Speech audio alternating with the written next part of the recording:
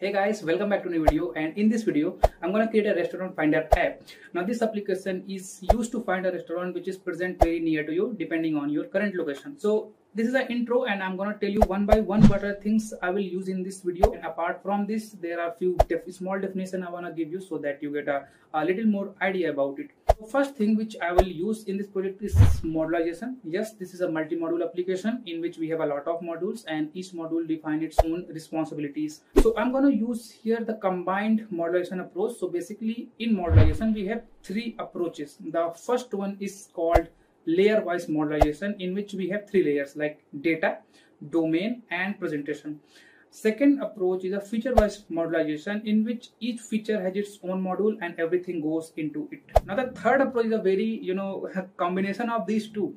So basically we have feature and each feature contains three layers: data, domain and presentation. So by doing this we have a clear separation of concern, and it also helps us to follow the clean architecture principles. And now the thing is why I'm using this third approach. So basically we have three things which is used to define the modularization is good or not. These three terms are coupling, cohesion and granularity. These three factors is actually used to tell you whether your modularization is good or not. So these three is defined very well for our third approach, which is combined. So that's why I'm going to use this combined approach. Now the second thing is how to manage your build.gradle dependencies in multi-module application.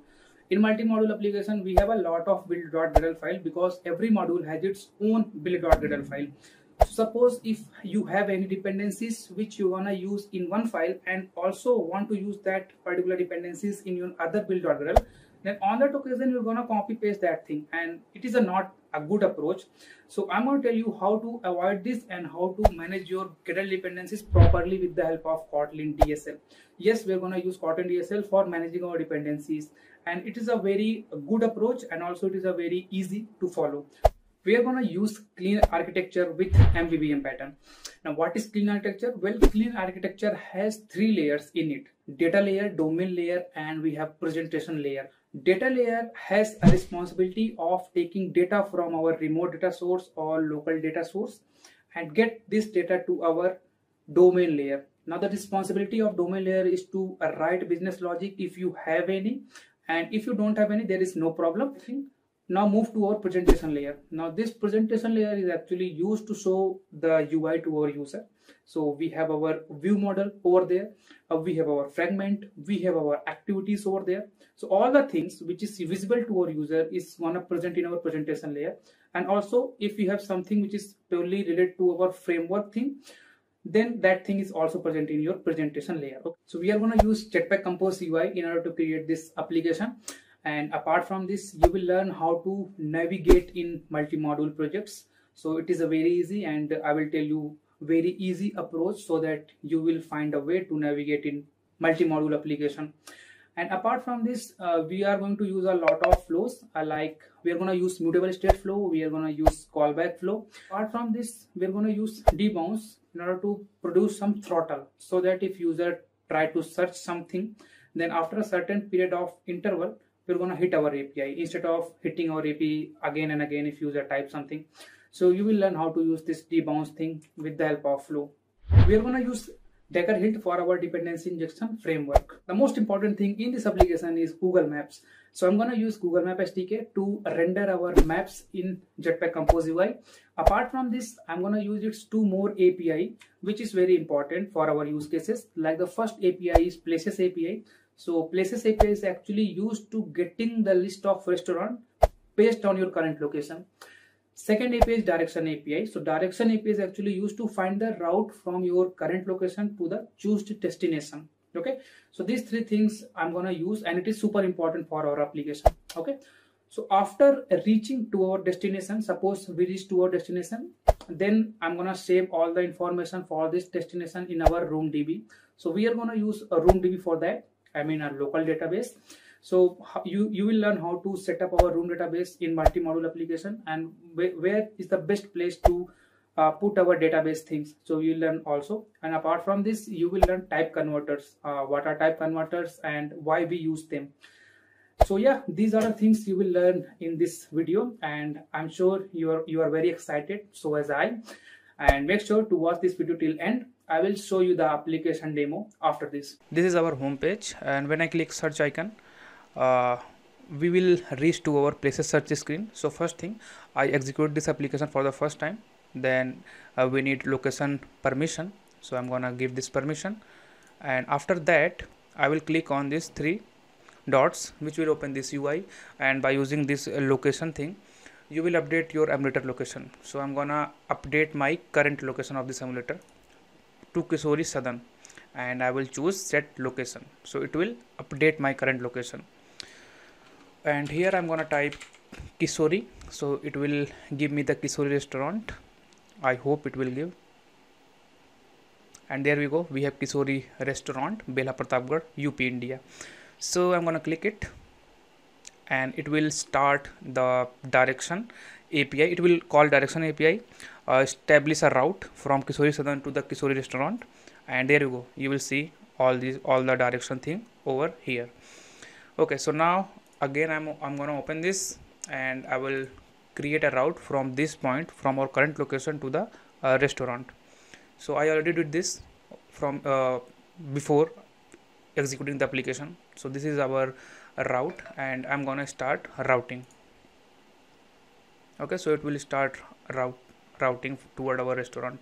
So just like this, it will update our UI also. So after we finish our execution, the information is gonna save in our room DB and will again reach back to our home page. So wait for the moment when we reach toward our restaurant.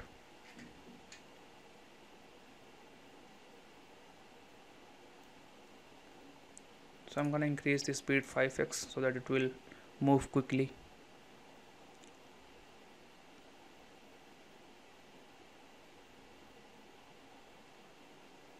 Okay, now I'm gonna reduce my speed.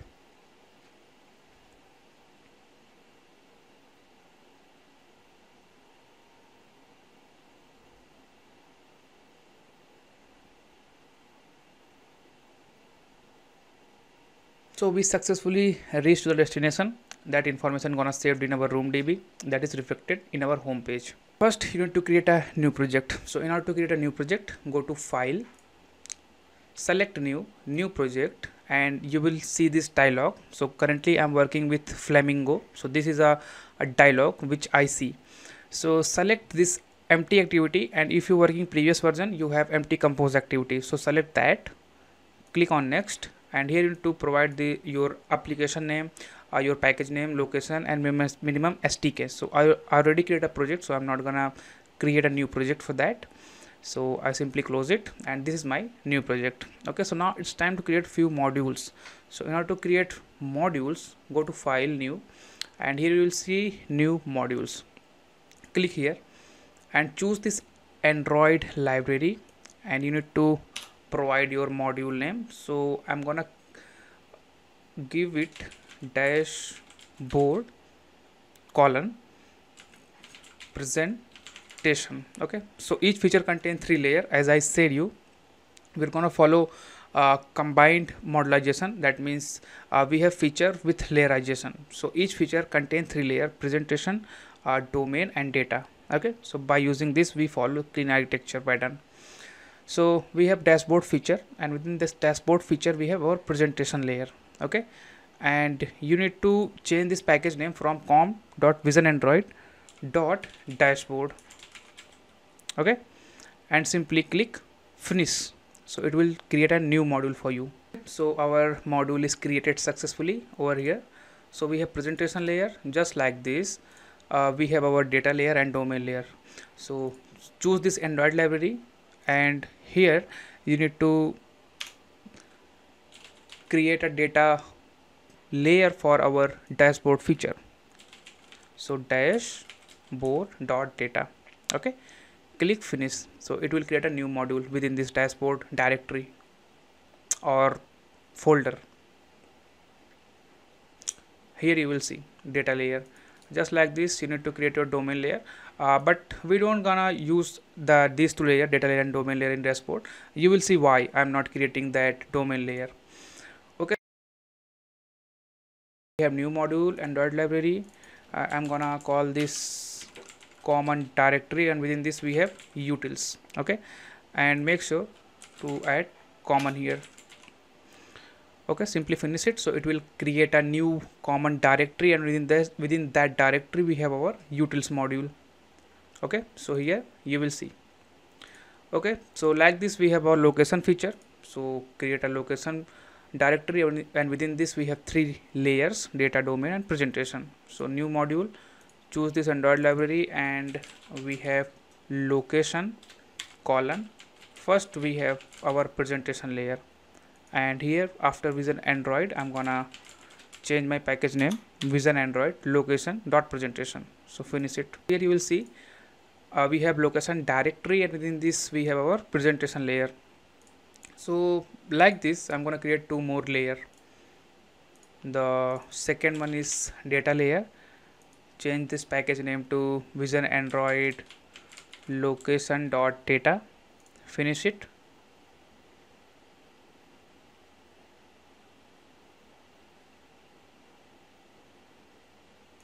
And lastly we have our domain layer. So module Android library, here we have domain. Change this vision Android to vision Android location dot domain. Simply finish it.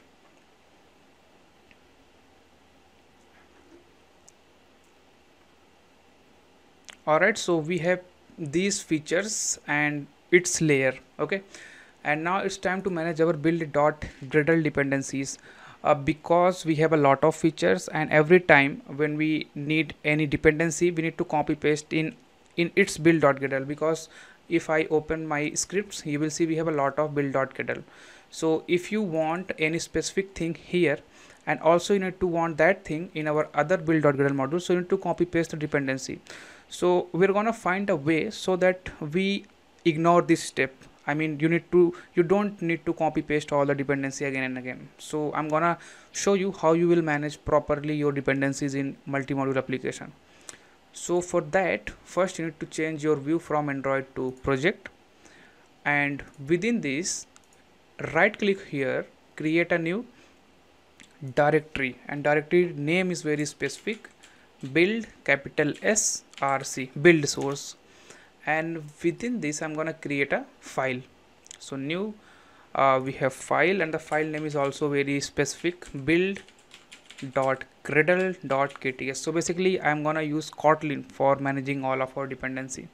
So generate this, and within this you're gonna write plugins Kotlin DSL, and just below to is we have repositories. So I wanna use only Maven Central. Now sync your project, and it will set up all the things which we need. Alright, so our Kotlin DSL setup is completed. You will see our build source is now looking in a different way. Now within this I'm gonna create our new directory, and the directory would be source main Java, this one. And within this I'm gonna create a Kotlin file naming dependencies, and all of our dependencies I'm gonna copy paste in here. Alright, so I'm gonna show you one dependency how we convert that thing, and then after I will copy paste all of the things which I'm gonna use in this project. Okay, so I'm gonna convert my view from project to Android, open my Gradle scripts. We have build.gradle for module app level. So I'm gonna copy only this dependency. Go back to your dependencies, and here I'm gonna create an object naming version. Okay, and we have object, let us suppose I'm calling this depths, and I'm gonna create a const val of core, paste my dependency here, convert this thing in a form of string, and take back my version number. Const val we have core, within a string paste your version code over here 1.8.0, and that thing you will utilize over here. So version dot core. Okay, so now I'm gonna use these steps within our build.gradle. Remove this, use steps.core. Now simply sync your project. So you see our depths.core is now available. That means the things which we wrote in my dependencies is available to my build.gradle. And one more thing, I copy paste all the dependencies which I'm gonna use in this project, and also there are few more dependencies which I will use in this project, but I'm not sure for that. Okay, so this is the way using which you will manage your dependencies properly. Okay, and one more thing which I'm gonna tell you, in your build.gradle project level, you need to change your Kotlin version from 1.7.20 to 1.8.20. And apart from this, in your module specific build.gradle, you need to change your Kotlin compiler extension version from 1.3.2 to 1.4.6. okay, and your compile options, we have source compilability, and by default it uses version 1.8, but in our case I'm gonna use version 17. Okay, so I'm gonna copy paste version 17 in our source compilability and target compatibility, and in our Kotlin option JVM target, I'm gonna change this from 1.8 to 17. Okay, so these things you need to change in all of your build.gradle, like for utils, for dashboard data layer, for dashboard presentation layer, everywhere. Okay, so I change all of our dependencies in that form so that we'll manage very easily. So this is for our build.gradle module app level. I change everything. And one more thing, these compile options, these Kotlin options, and our Kotlin compiler extension version.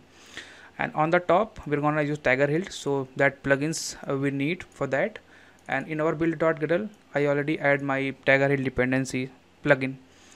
Okay, just like this, for our common utils I make all the changes, and your version, your Kotlin options, everything. Then we have dashboard data layer. So dashboard data layer is not gonna use in our project, although I created but it is not used. Okay, but you need to change this source compatibility and target compatibility and our Kotlin options. Okay, for our dashboard presentation, you will see everything is replaced in a form, so that will manage very easily. It's compile options, Kotlin options.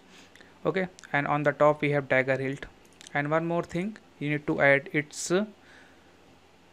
compose options, build features, everything in your presentation layer. Okay, so just copy those and paste in here. Otherwise it will basically give you an error. So like this, we have location data, change all the things, it's Kotlin options, compile options. On the top we have Tiger Hill. Like this, we have our location domain, change everything. Here Kotlin option, compile option. On the top we have parcelize, we have Tiger Hill. And like this, we have a location presentation layer, we have Tiger Hill thing, we have our compile option, Kotlin option, and this is presentation layer. So we need to add all those things which I copy paste in here. So copy this thing, go to your presentation layer and paste in here, so that during the compilation you won't see any crashes or error. Okay, yeah, that's it. There are few dependencies which I am not converting in this way, so it is your duty to convert everything in this way. Alright, so this is all for managing our dependencies. Now it is time to sync it and start writing our actual code. So first we will handle our navigation. So in order to do navigation in multi-module application, first I am going in my common utils module, and within this module I am going to create a package, and the package name would be navigation. And within this navigation I'm going to create a interface, and the interface name is feature API. And within this interface I'm going to create a function naming register graph, and within this graph I'm going to use my nav host controller. And second is our nav graph builder. Okay, so this is an interface, and we are going to implement these interfaces in our feature modules. So now it's time to jump our dashboard module presentation layer, and within this we are going to create a package which is of course related to navigation. So I'm going to name it navigation, and within this navigation I'm going to create a separate interface, and that interface name is dashboard. API, and this interface is gonna use our feature API interface. This is not available because our presentation module doesn't know about common utils module. So what I'm going to do, go in our build script, which is for dashboard presentation, and here I'm gonna connect this module with our common utils module. So implementation project, and within this I'm using my common utils. Sync your project and return back to your navigation dashboard API. You can see feature API is available. So import this, and just below to it I'm gonna create a class, and the class name is dashboard API implementation, and this particular class is implement our dashboard API. So control I, and here we have register graph. Okay, so implement it. Okay, so within this particular function, what I'm going to do, I'm going to create one more object, and the object name is internal dashboard movie API. Okay, this is an object, and this particular object is gonna implement our feature API. We have register graph, so basically use this register graph, and within this what I'm going to do, I'm gonna use my nav graph builder, and this particular nav graph builder has extension function naming navigation. So basically it will create a nested navigation graph for us. Now the requirement of this navigation function is start destination, and apart from this its route. Like navigation is a nested, so that means navigation graph is also containing his own route. Okay, so these two are constant, so I'm gonna create a few constant enums for our this start destination and the route. So go in our utils module, and within this we have our navigation, and within this navigation I'm gonna create a file, and the file name is navigation constant, and within this I'm gonna create a enum class, and the enum class name is nested navigation route. Okay, we have a constructor, and the constructor contain a route which is a form of a string. So the first nested route will be our dashboard.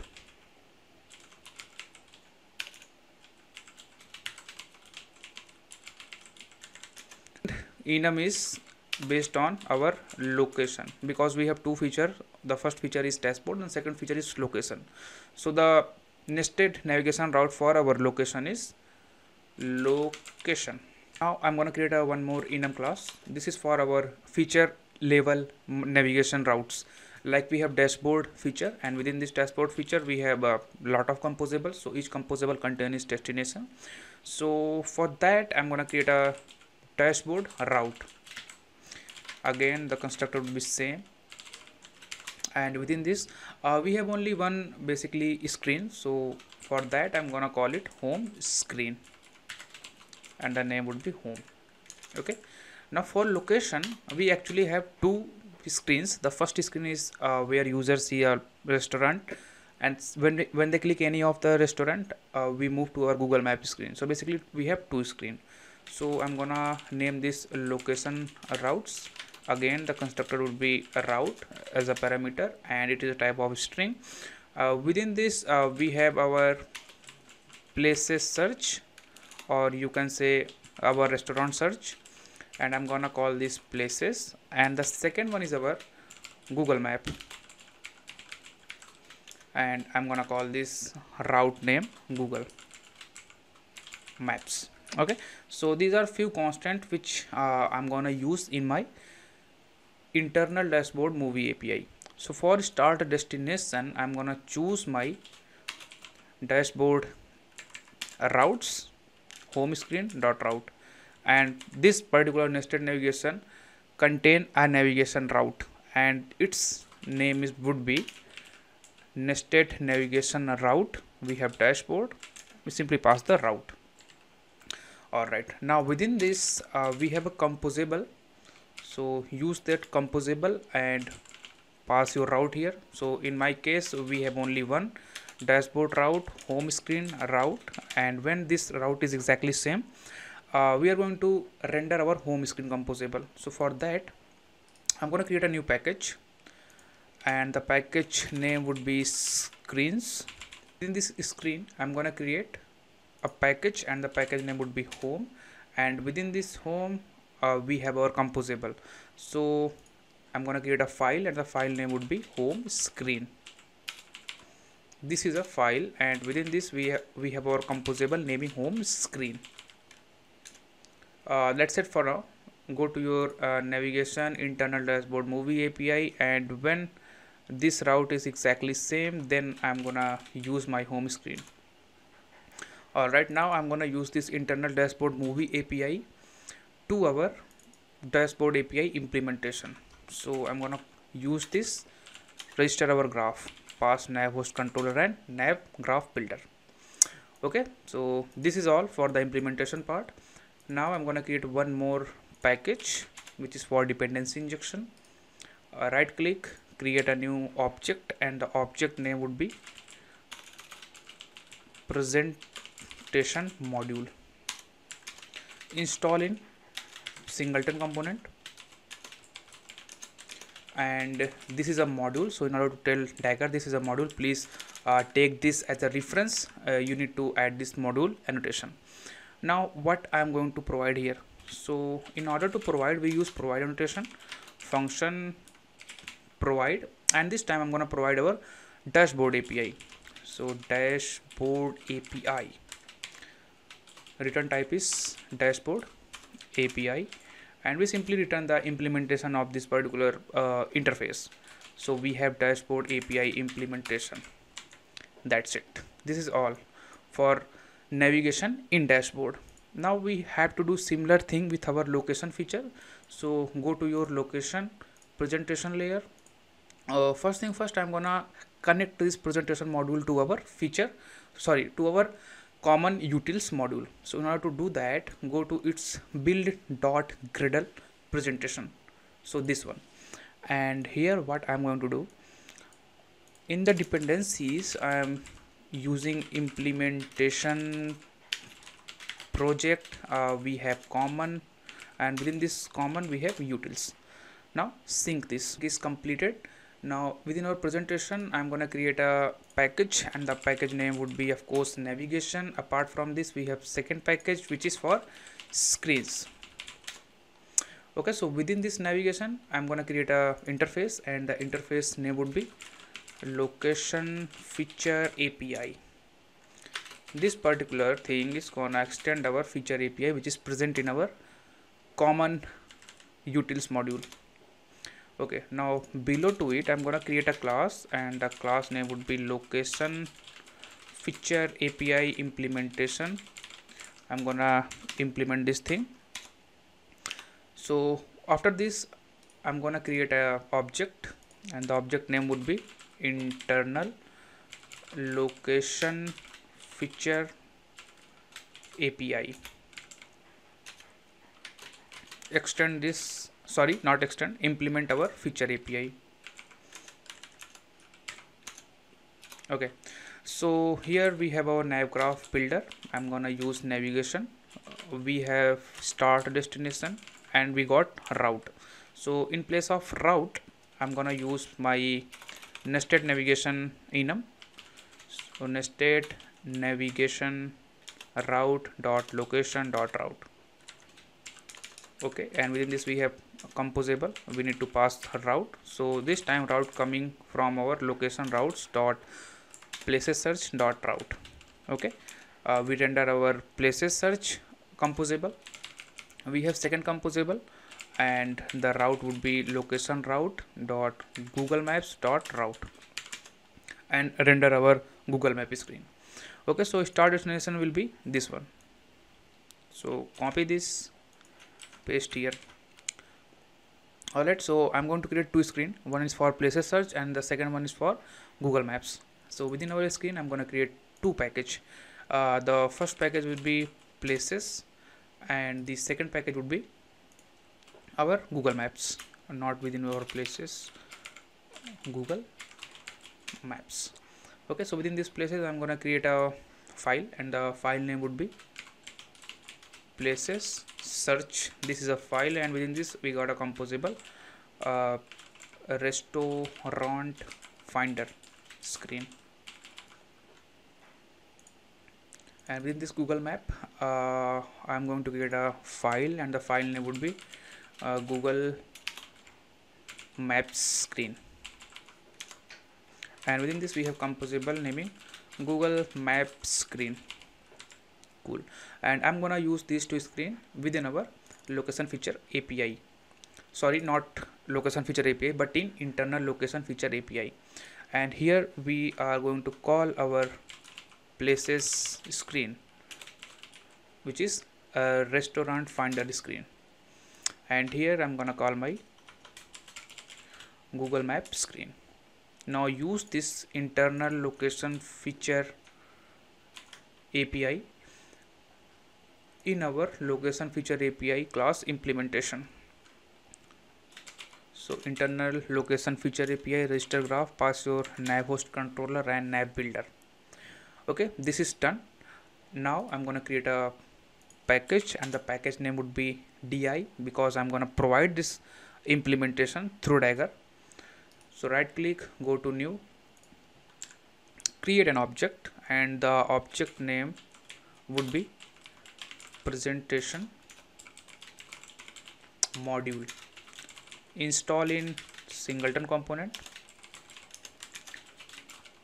annotate this thing with module, and within this I am gonna write a provide function which will actually provide the implementation of this location feature API. So location feature API. Alright, return type would be location feature API, and I'm gonna return the implementation. That's it from navigation perspective for this particular module. Alright, now I'm going in my app module, and within this app module I'm gonna create a package, and the package name would be navigation. And within this navigation I'm gonna create a data class, and that data class name is navigation provider. And this will basically take two variables. The first variable which is called this one, the dashboard API.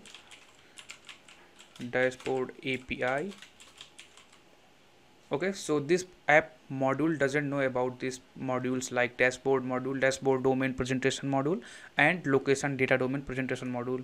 So what I'm going to do, in our build.gradle module app level, I'm gonna call implementation project, and within this first I'm gonna use my location data and duplicate it. We have data, we have domain, and we have presentation. Again duplicate it.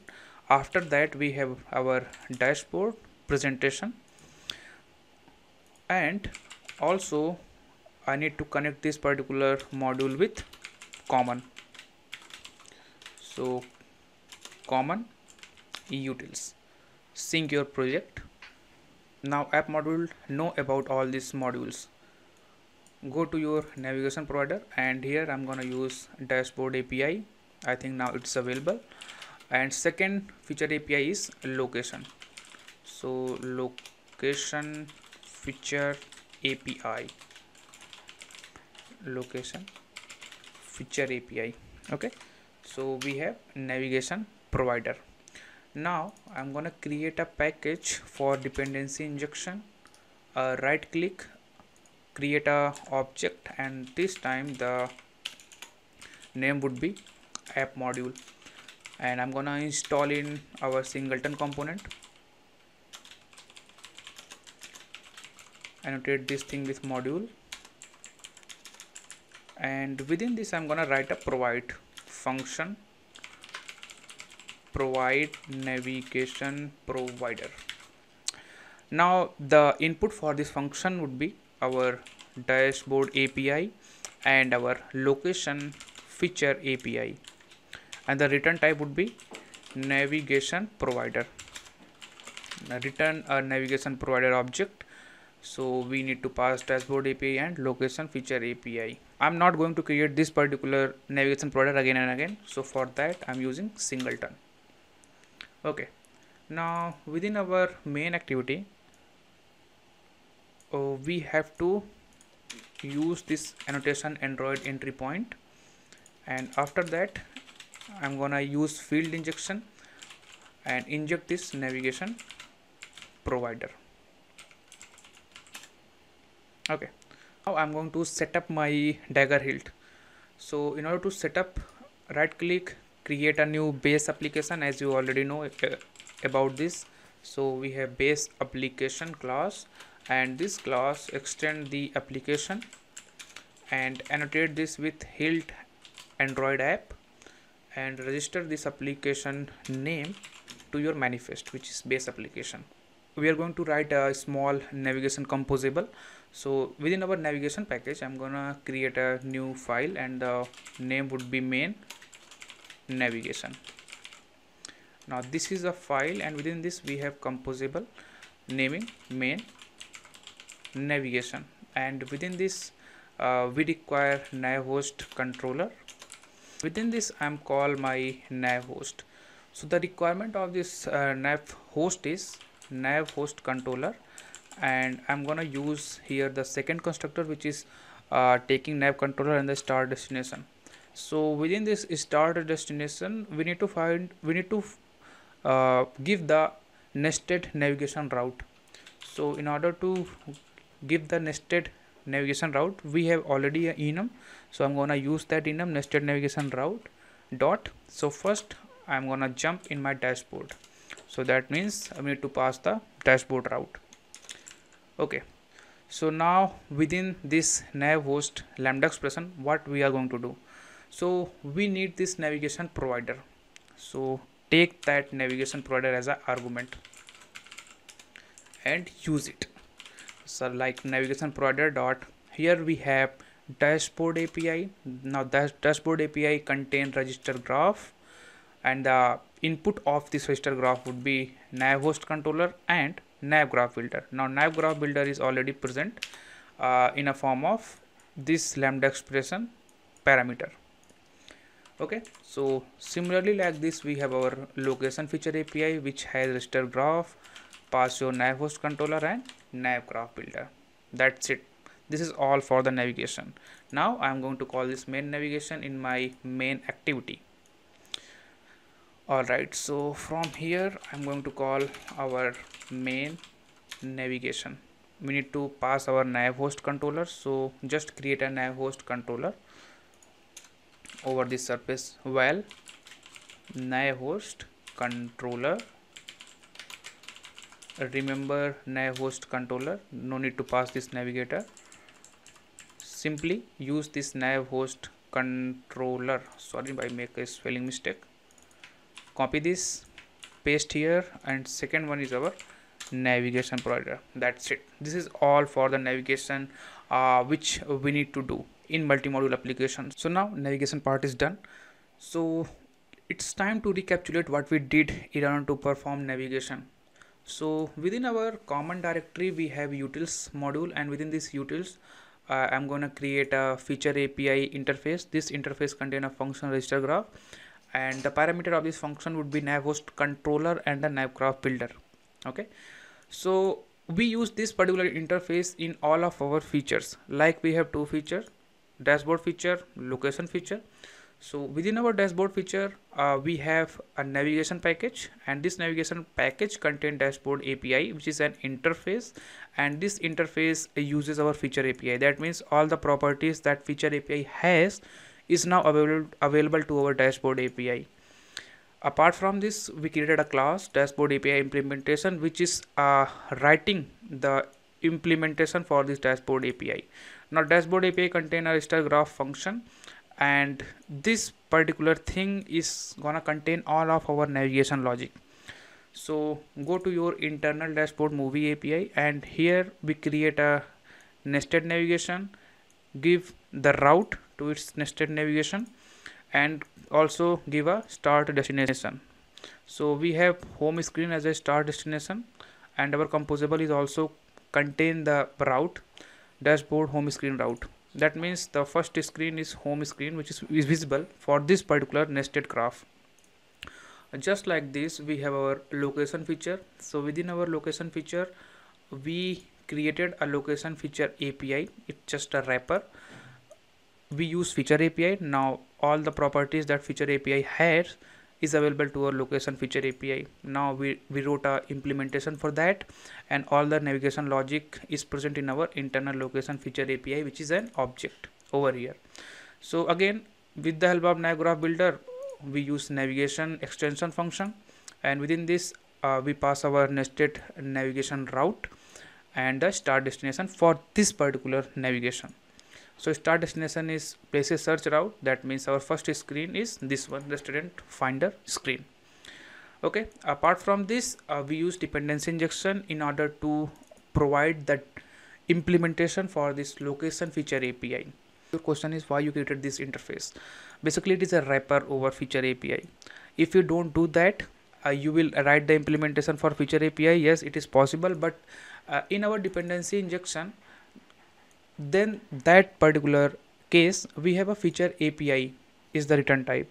Now this feature API is also provided from our dashboard, so you need to create a custom annotation for that in order to differentiate between this implementation for the location and dashboard. So that is why I am creating this interface, so that it is very easy for understanding that this particular thing is used for location feature and for our dashboard feature. Okay, so this is a basically use case for this. It's time to create our domain layer and data layer for location feature. So within our location, within our domain, I'm gonna create few packages first. So the first package name was dependency injection, second package name was repository, third was our domain layer model, and the fourth one is our use cases.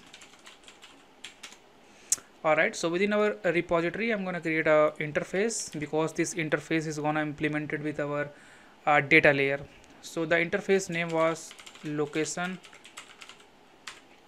repository, and within this function, within this interface, I'm going to create a function, and the function name was get location once, and the parameter for this function would be location.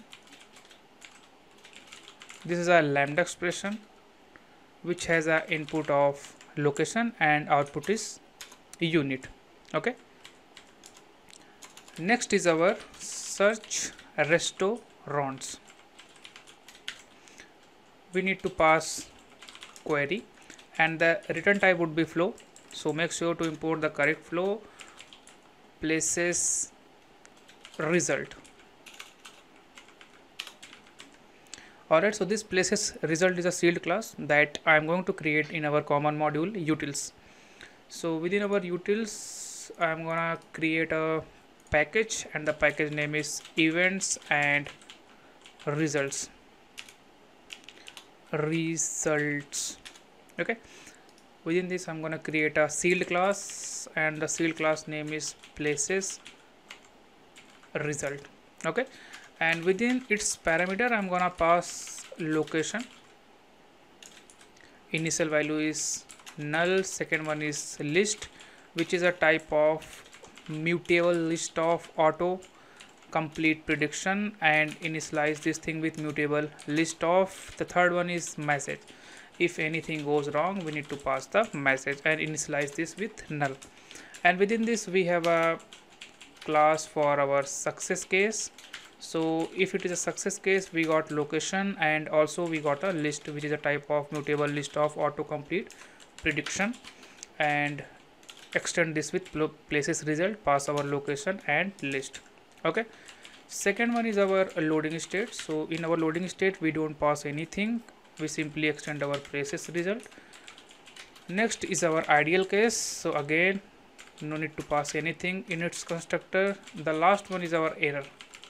So in error case we got a message, type is string, and extend this thing with places result, pass message in it.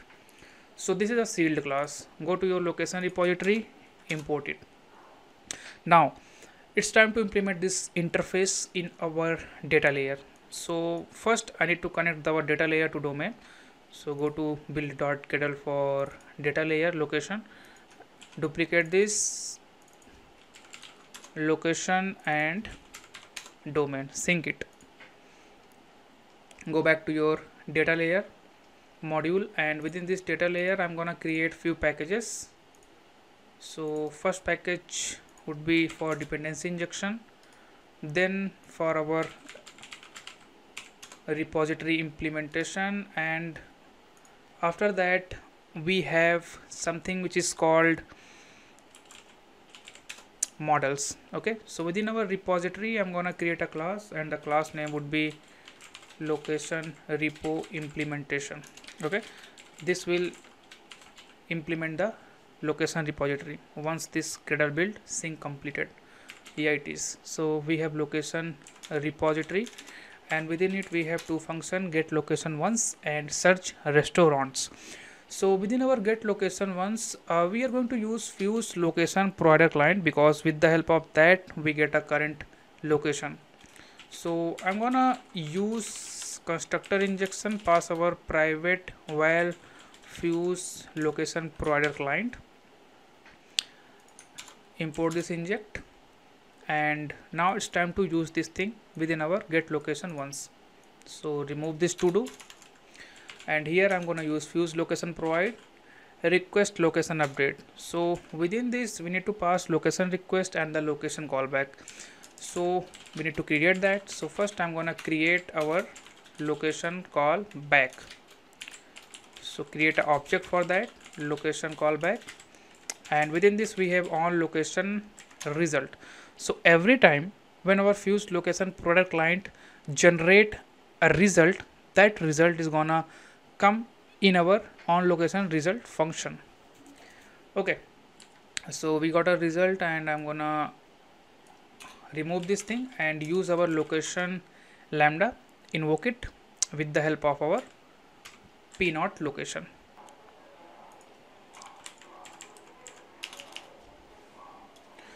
Alright, so this is the implementation of our on location result. Now we are going to create a location request.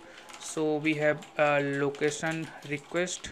With the help of location request, make sure to import the correct one, and the correct one is com.google android gms location. So use its builder, and here you need to pass the priority. So pass priority high accuracy and pass your first interval. Then we need to set up our interval in millis, which is 1 second in my case. And apart from this, we only want location update for once. So we use set max update once, and lastly build it. Okay, so now we have our location request, location callback. So simply use this within our request location update. So location request callback, in the looper pass null. So this thing require permission, access course location. So we are in a repository and we don't take any kind of permission here. So I'm gonna use here suppress missing permission.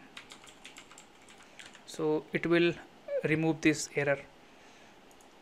Okay, apart from this, I'm gonna create a private val current location variable here, which is a type of lat long, and initialize this lat long with lat long. We have 0,0 latitude and 0,0 longitude.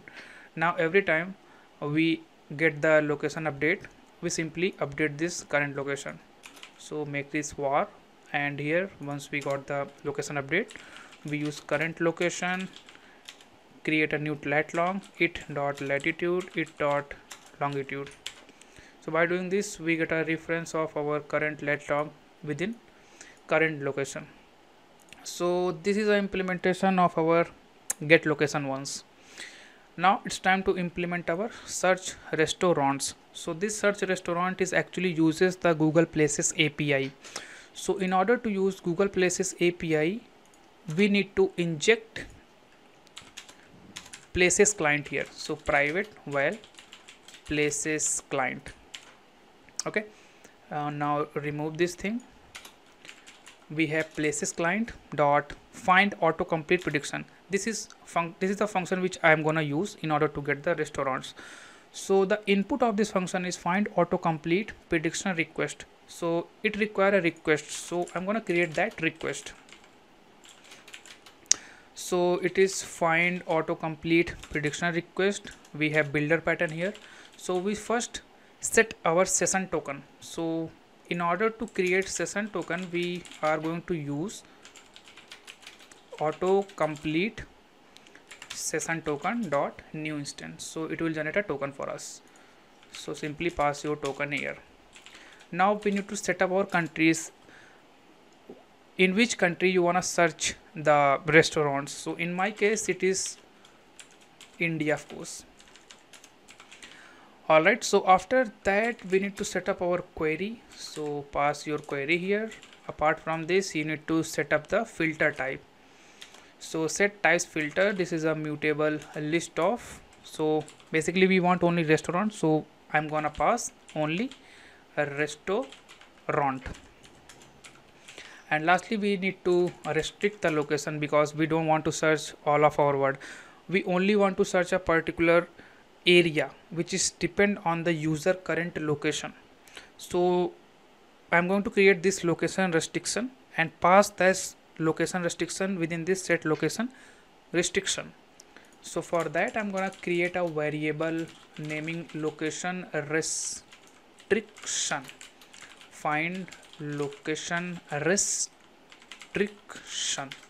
and within this we need to pass location. So how I get the location? Well, we already create that thing, get location once.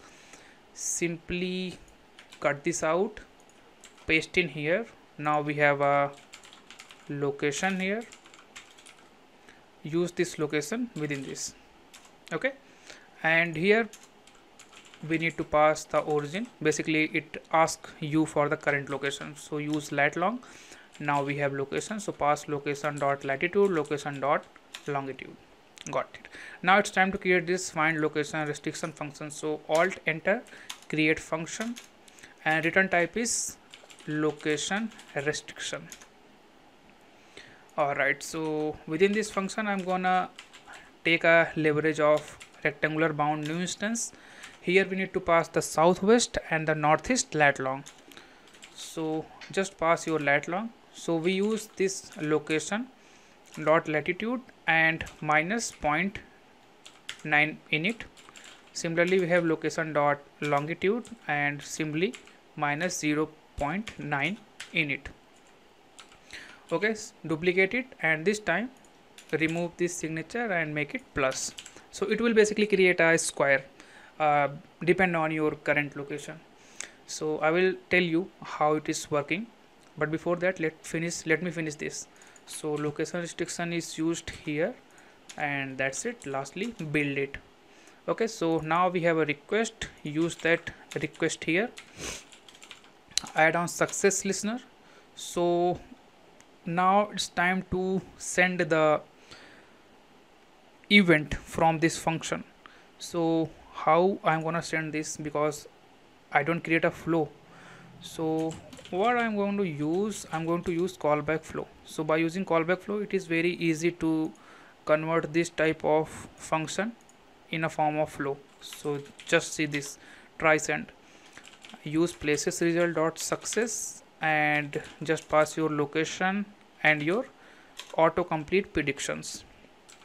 If it is a case of failure, then again use try send, places result, error, and this time we need to send the message. Convert this in a form of string. Alright, so this is all for this particular search restaurant function implementation. In this image you will see a Cartesian plane, x-axis and y-axis. So I want to wrap this particular origin with a square. So how do I do that? So it is very easy. Just move 1 unit along the x-axis, 1 unit along the y-axis. You got this point. Similarly, just move -1 unit to our minus x-axis and then -1 unit to our minus y-axis. Now simply connect these points, so it will create a square. So this is a similar thing which I already did in here. Okay, so just see, this is an origin. I differentiate a few constant. This is another point. I differentiate a few constant. Like this we also did this thing. So it will basically create a square. So this is a use case for this fuse find location restriction. Alright, so now we already create this implementation for get location once and search restaurants. Now it's time to write a dependency injection module for that. So right click, new, create an object, and the object name would be data module. Install in the singleton component. This is our module, so annotate this thing with module. Now we require two things. The first one is fuse location product client, so I'm gonna create a singleton for that. Provide function provide fuse location provider client. Okay, so requirement is application context, and the return type is fuse location provider client. Return location services dot get fuse location provider client, pass your context. Like this, I'm going to create a places client for us. So provide function provide places client. Okay, now within this we are going to use places dot initialize. Requirement is context, so I'm gonna use my application context.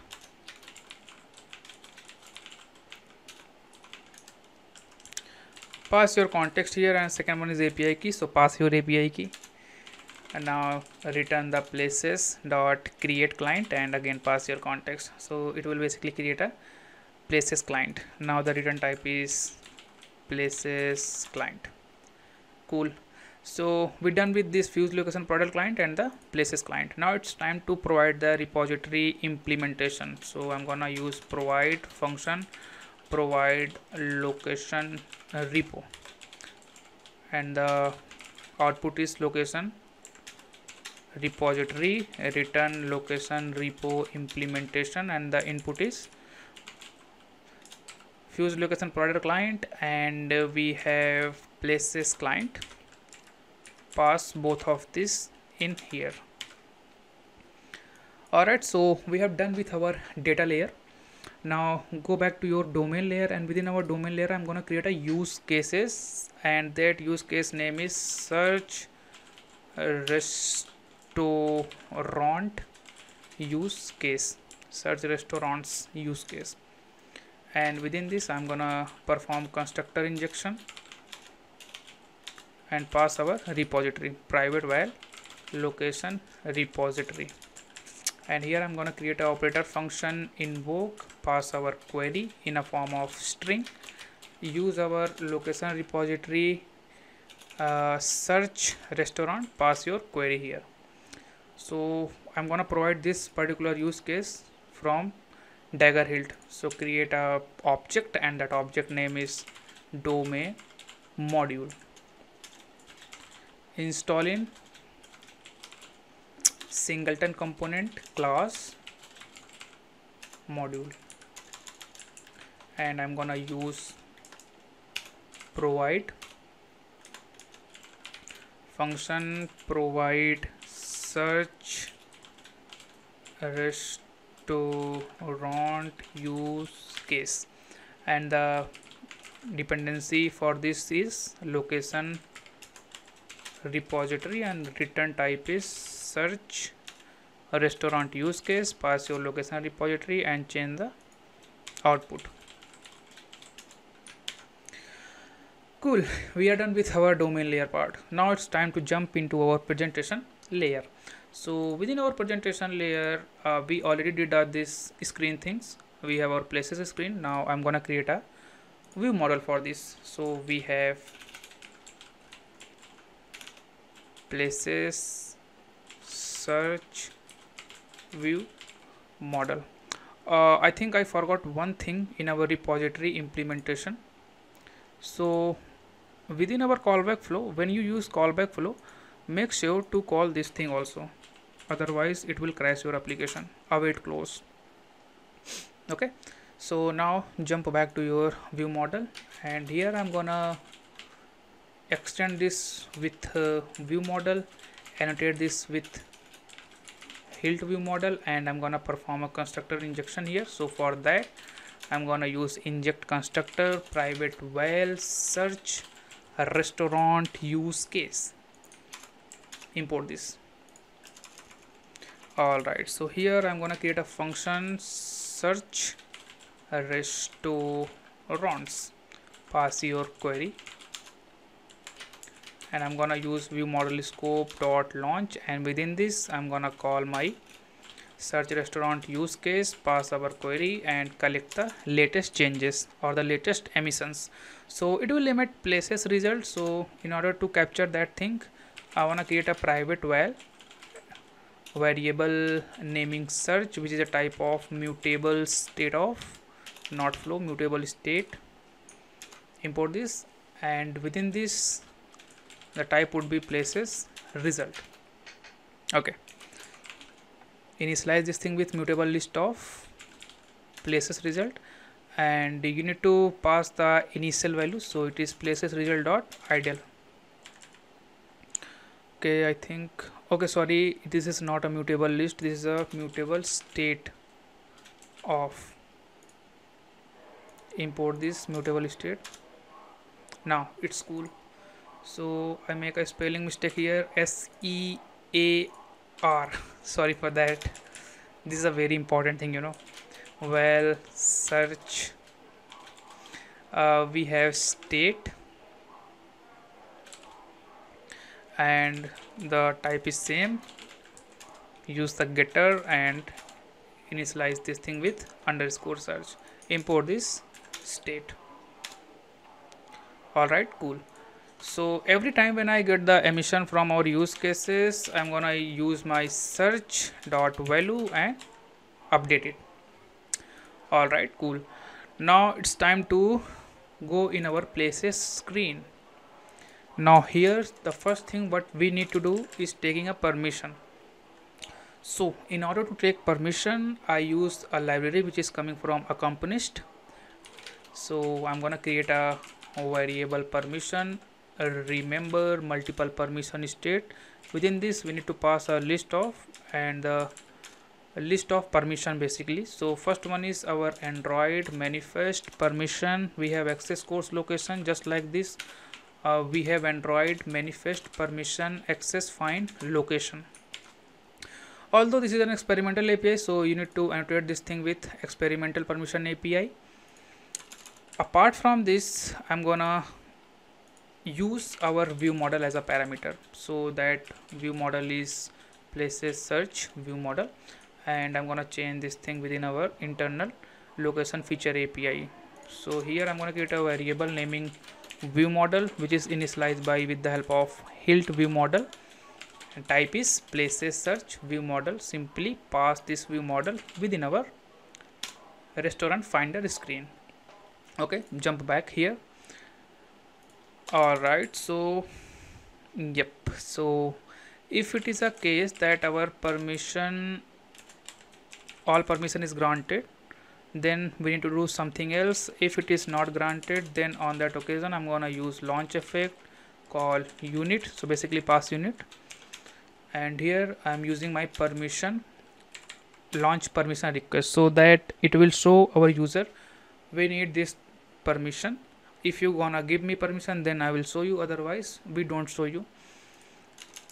Okay, so we have all permission granted right now. So I'm gonna create a variable, and that will store the list which is coming from our view model dot search dot value. So this is not list, this is a places result.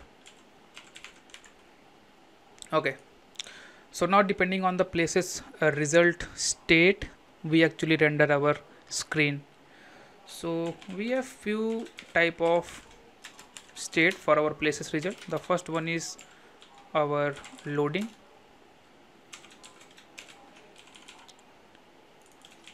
we have success, we have error, and we also have ideal. So for error, I'm pretty sure this is very easy.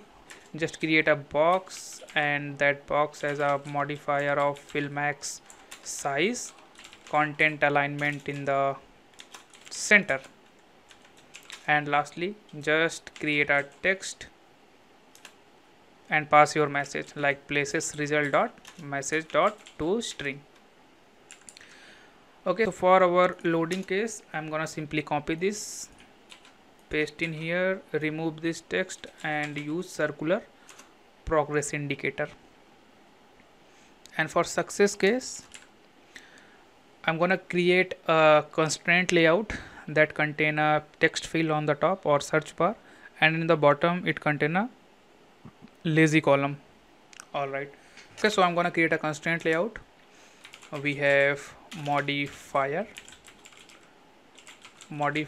fill max size, and within this I'm gonna create a variable, and the variable name is search cons and list cons. We have create refs, which create a references. Now we have text field, so ignore all this thing, use modifier here. So modifier fill max width, and we have our constraint as, so this constraint as search constraints, and within this I'm gonna start the linking part. So I'm gonna link the start part of this text field to parent start, end part parent end, and top is linked to the parent top. Cool. So this is for our text field constraints. Now we need to use this value and on value change thing. So in order to use this thing, I'm gonna create a variable within our view model. So we have private val underscore query, which is a type of mutable state flow. Type is of course string, and I'm gonna initialize this thing with mutable state flow of empty string. I'm gonna create a query which is a type of state flow. It's a type of string get underscore query.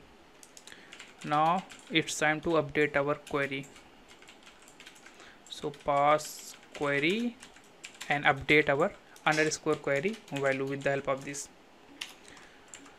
Okay, so by doing this, we need to do something else in order to search the restaurant. So we create an init block, and within our view model scope, I'm gonna launch a Kotlin scope, and within this I'm gonna introduce throttle in our query and then collect it. And once I get the query, I simply call our search restaurants. Okay, now I'm going to use all this thing in our places search. So within our value,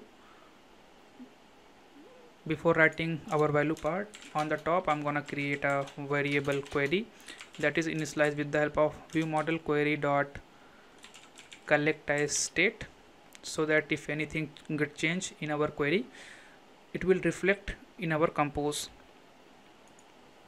So here I'm gonna pass my query value, and within this on value change, I'm gonna use my view model dot update query and simply update our query. Alright, so this is also an experimental API, so you need to add your annotation experimental material 3 API on the top. Okay, so this is all for our text field. Now it's time for our lazy column. So within this lazy column, I'm gonna use its modifier constraint as. So we have reference, and the reference is list cons, and here I'm gonna use start, link it to its parent start. We have end, link to parent end, we have top, which I link with our search constraint bottom, and we have the bottom which is linked to the parent bottom. Okay, so when it's come to height, I'm gonna use dimension fill to constraints so that it is not present on the center. Okay, so we did this, and apart from this we use items, and that items is coming from our places result dot list. Okay, import this. Now one by one I am getting my restaurants which I find from our Google Places API. So I'm gonna use a simple text and use it dot get full text, pass null here, use toString, and use modifier so that it is appear in our all width. And I'm gonna give some padding to it like 12 dp. Okay, so import this dp. Alright, I think it's done. The presentation layer is also done. So what I'm going to do, I'm gonna tell you how you can put your API key. So in our data layer, data module, you need to put your API key here first, and within our manifest, within our app module manifest, to add this metadata and provide your API key over here. Okay, so I'm gonna add all the API keys, and then after I execute this application in my emulator.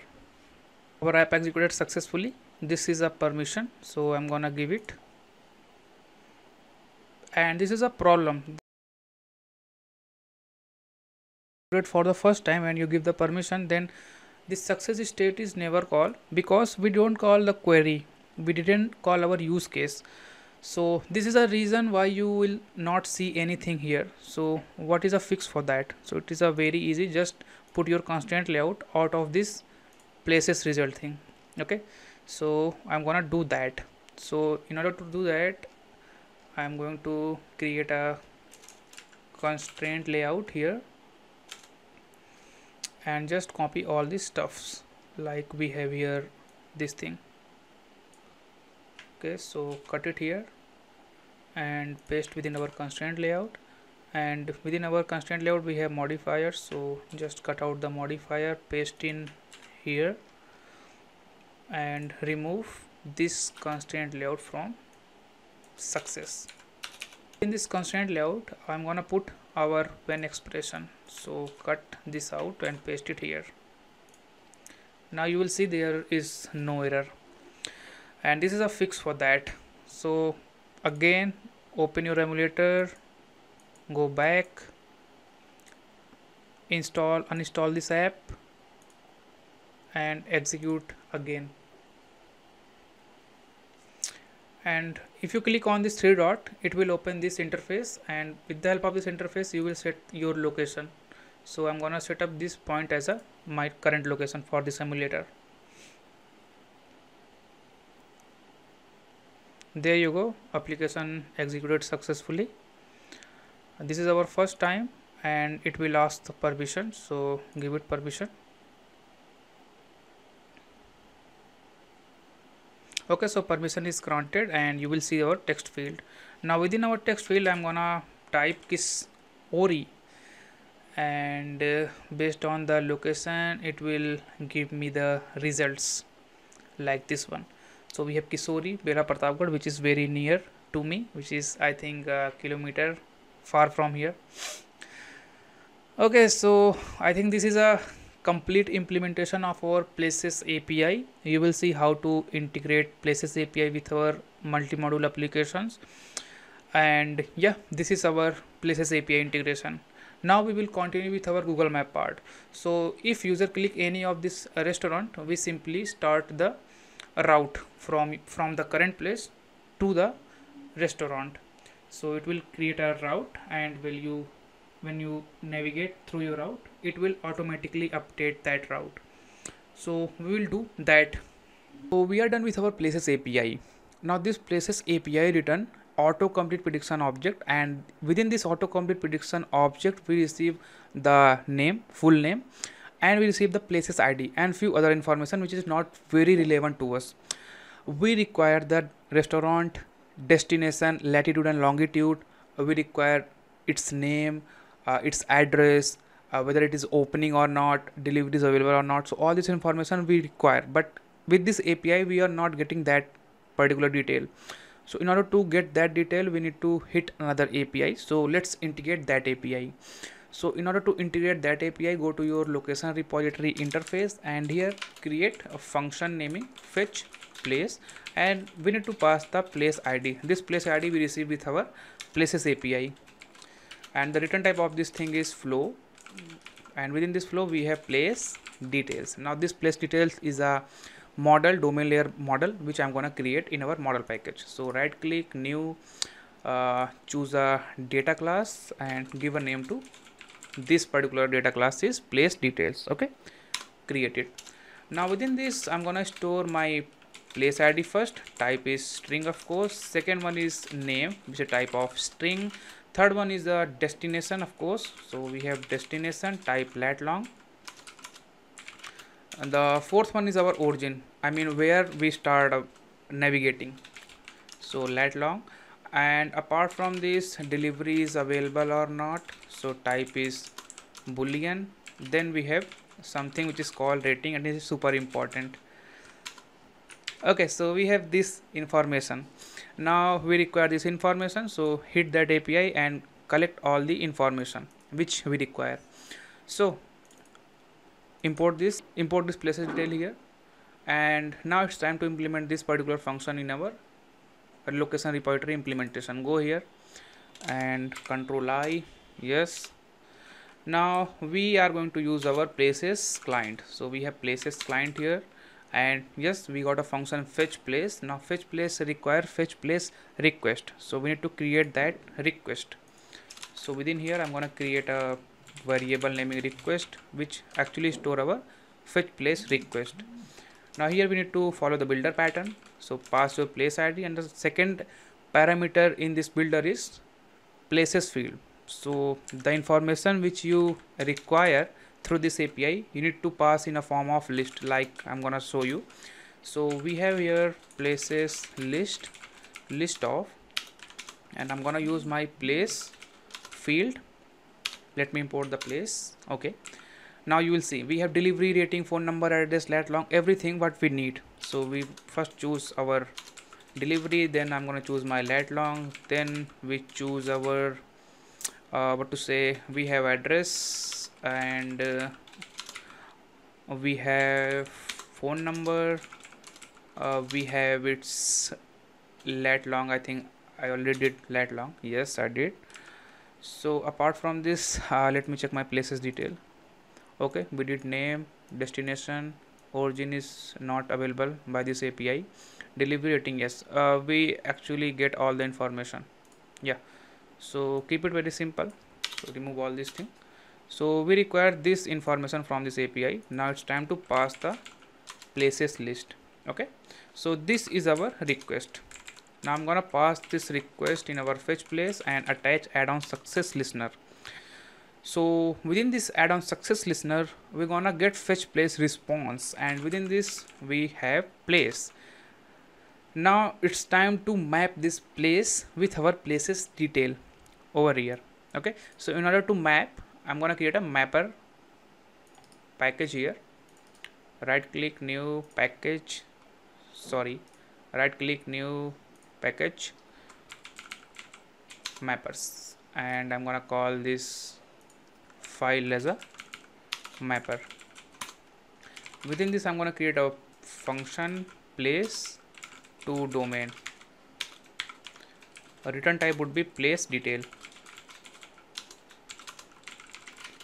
return place details. So we need to pass the place ID. So for now I'm gonna pass my place ID as an empty string. Okay, so we have name, So pass name here with the help of our place object. So we have place name or empty. Okay, so we have destination. So destination is coming from our place, this dot lat long, and we have origin. So for the time being, I'm gonna initialize with the lat long 0, 0 and 0, 0. Okay, so delivery is available or not. So in order to check the delivery, we use this dot delivery, and we need to check it if it is equals to place a boolean place attribute value true. Okay, last thing is rating. So rating is also coming from this dot rating. So it is a type of double, so convert it in a type of float. Okay, so if any case it is coming null from our backend, so I'm gonna give it 0f. Okay, so this is a conversion of place to place detail. Now jump back in our location repository implementation and simply use this to domain. Okay, now I'm gonna use callback flow here, and within this add on success listener, I'm gonna use try send and simply pass this particular conversion which we did. Okay, now I'm gonna use this fetch place in our view model. So within our presentation we have screens, and within our screen we have places and places search view model. So here I'm gonna create a function that spell fetch details. We need to pass the place ID, type is string, and yes, in order to use that thing, we first create our use cases and then inject that use cases in our view model. So come back in our domain layer, and here I'm going to create a use case for that. So the use case name is fetch restaurant details. Okay, this is a class, and within this I'm gonna inject my location repository. Okay, let me import this inject, and within this I'm gonna create a operator function invoke. Within this we need to pass place ID because the requirement of our function which is present in a location repository is places ID. So we need to call this fetch place and simply pass our place ID here. Okay, so this is a use case for fetching the restaurant details. Now in order to use this, we need to provide this in our domain module. So here I'm gonna use provide function provide restaurant details use case. Okay, so the requirement of this use case is location repository, and the return type is fetch restaurant details. Return fetch restaurant details, pass your location repository. Okay, let me rename this to use case. Now it is more suitable name for our use case. I'm gonna inject this fetch restaurant detail use case in our view model. So private val fetch restaurant detail use case, and within our function I'm gonna use view model scope dot launch and call this fetch restaurant detail use case. Requirement is place ID, so pass it and collect the latest emission. Okay, so I'm gonna emit this emission with the help of lambda here. So I'm gonna call this result, and within this the input would be place result, and this function will return unit. Okay, so I'm gonna use this result dot invoke and pass our places details. Okay, so I need to change this to place details, sorry for that. Yeah, now it is good to go. So this is a complete implementation of getting complete details with the help of our place ID. Okay, so where do we use this?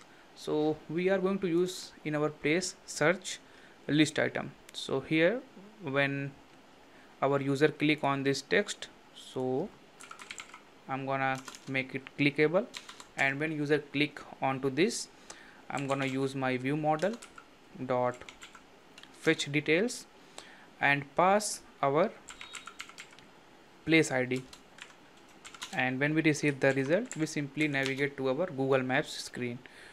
So this is a complete implementation of getting the details, complete details with the help of place ID.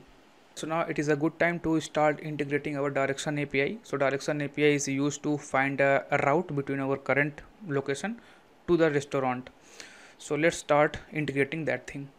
So for that, this is our direction API. So I'm going to copy this, and within our data layer I'm going to create a package, and the package name would be data source. And within this data source I'm going to create one more package naming network, and within this network I am going to create our service. So as you know, we are going to use retrofit. So retrofit require an interface that is implemented by him. So I'm going to call this interface as a location service, and within this service I'm going to paste my direction API. So this direction API contains some base URL. So I'm gonna copy the base URL, jump into my data module, and within this module I'm gonna create few annotations so that we will distinguish between our normal string and our Google base URL thing. So in order to create a custom annotation, you are going to use qualifier, and within this qualifier we have retention, and within this we have annotation retention runtime that I will consume, and here I'm going to create my annotation class. So this thing will call direction API base URL. Okay, just like this I'm gonna create one more annotation for our retrofit. So qualifier retention annotation retention dot runtime, and this time the annotation class name would be location retrofit. Okay, now I'm gonna use these two annotation here. So first I am gonna consume my direction API base URL. So direction API base URL provide function provide direction API base URL. Okay, the return type would be string. Now simply return our base URL. Okay, after this I'm gonna create my retrofit thing. So provide singleton, and my annotation would be location retrofit function provide location retrofit. Okay, and this time I will use my direction API base URL within this. So in order to separate the normal string and this particular base URL, we are going to use our direction API base URL thing, and I want to call this string, and the return type would be retrofit. Return a retrofit builder. Here we have our base URL which I pass here, and we have our converter factory. So I'm gonna utilize json converter factory dot create, and yes, lastly I'm gonna build this. Okay, now I will provide the implementation of this location service. So provide location service, inject our retrofit here, and the return type would be location service. Import this location service, and I'm gonna return the implementation. With the help of retrofit we are gonna write the implementation for this location service class.java. Okay, so that's it for the module part. Now I will come in our location service, and here I'm gonna create a suspend function get direction, and within this I'm gonna annotate this thing with get because this is a get request. Import this get. Now from https to googleapis.com/ is a base URL. Rest all the thing is our endpoints. So I'm gonna copy this endpoint from maps to JSON and paste here. Apart from this, you will see we have few queries, like we have origin, we have destination, and we have our API key. So I'm gonna create few queries for that. So we have query. The first query is our origin, type is string. Then we have second query, which is for our destination,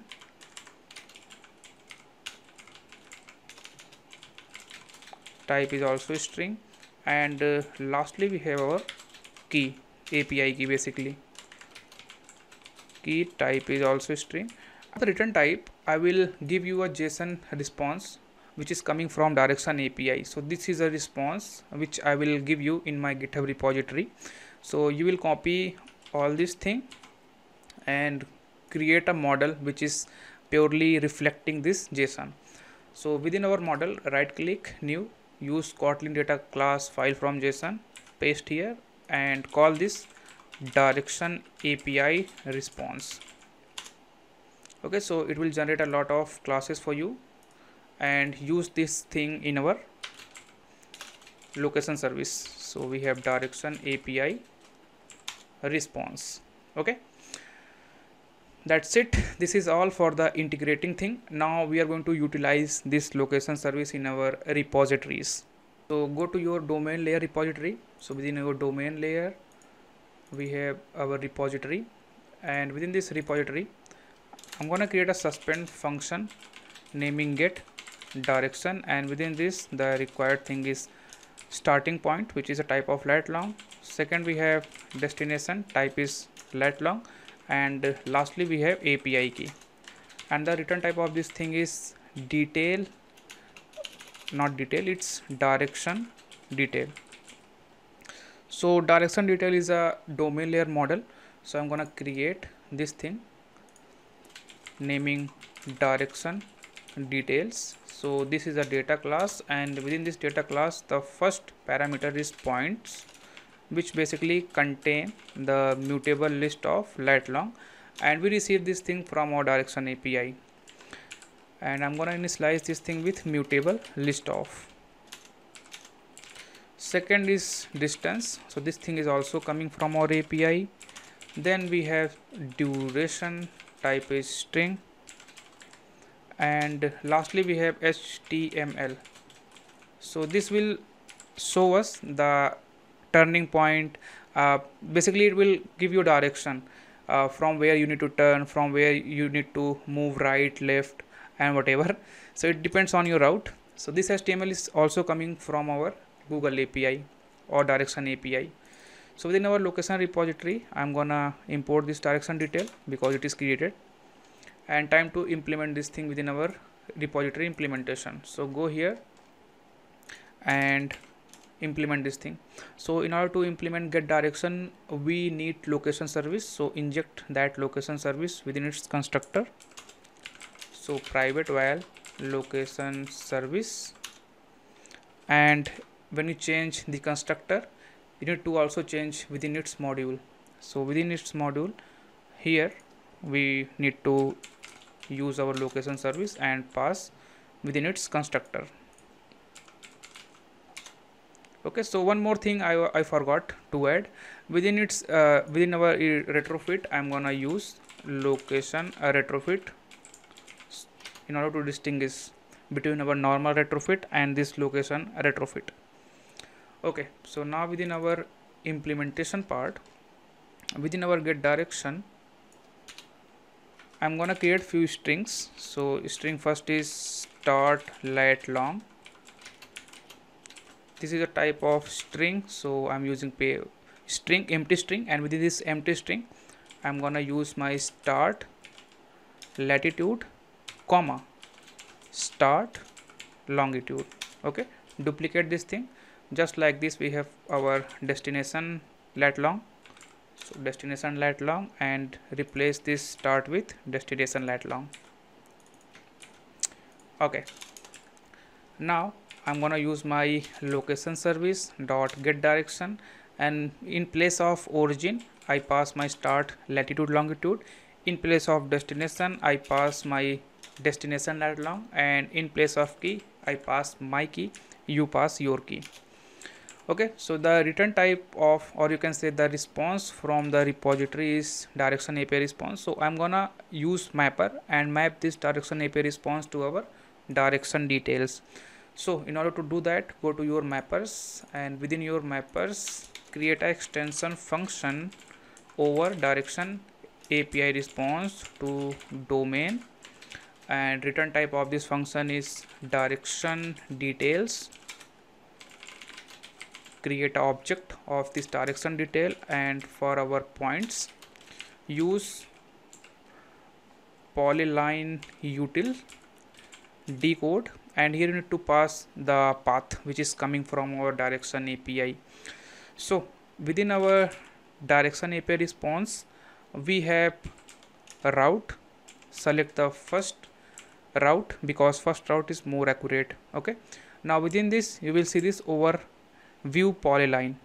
Okay, use this, and within this you got a point, so pass this point within our poly util dot decode. So it will basically decode all the string and return you the mutable list of latitude and longitude which we are gonna consume in our screen. Okay, so apart from points we have distance. So in order to use distance, use this route, select the first element, and within this we have legs. Select the first one, and within this leg you will see we have distance, we have start address, we have end address, so we have everything. So I'm gonna use distance and convert this thing in a form of string. Like this we have duration, this route, choose the first element because first element is more accurate, that is why always choose the first element which is coming from our API. Okay, within this route first element we have legs, choose the first one and choose the duration. Okay, this route first element we have legs, select the first element within this array or list, and within this we have steps. Okay, select the first element within our step, and here you will see HTML instruction which is a form of string, so use this. Okay, so this is a conversion, or you can say mapping from direction API response to direction detail. Now I will use this within our implementation. So we have wall response.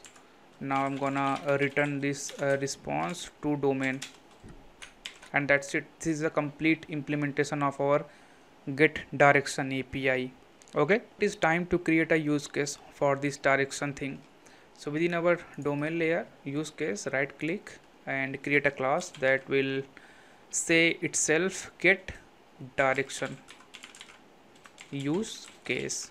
This is a class, and within this class I'm gonna inject my repository. So private val location repository, and within this we have operator function invoke, and the parameter for this is starting point which is a type of lat long. We have destination, type is lat long, and lastly we have API key string, and I'm gonna use flow builder here, and within this flow builder I am going to pass my type. So my type is UI event, and within this UI event we have direction details.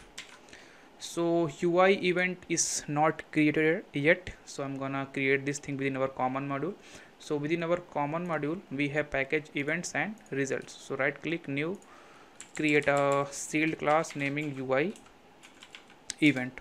Okay, so this is a generic class which is having type T, and within this we have data type T which is equal to null, and second thing is message type is string, this thing is also null.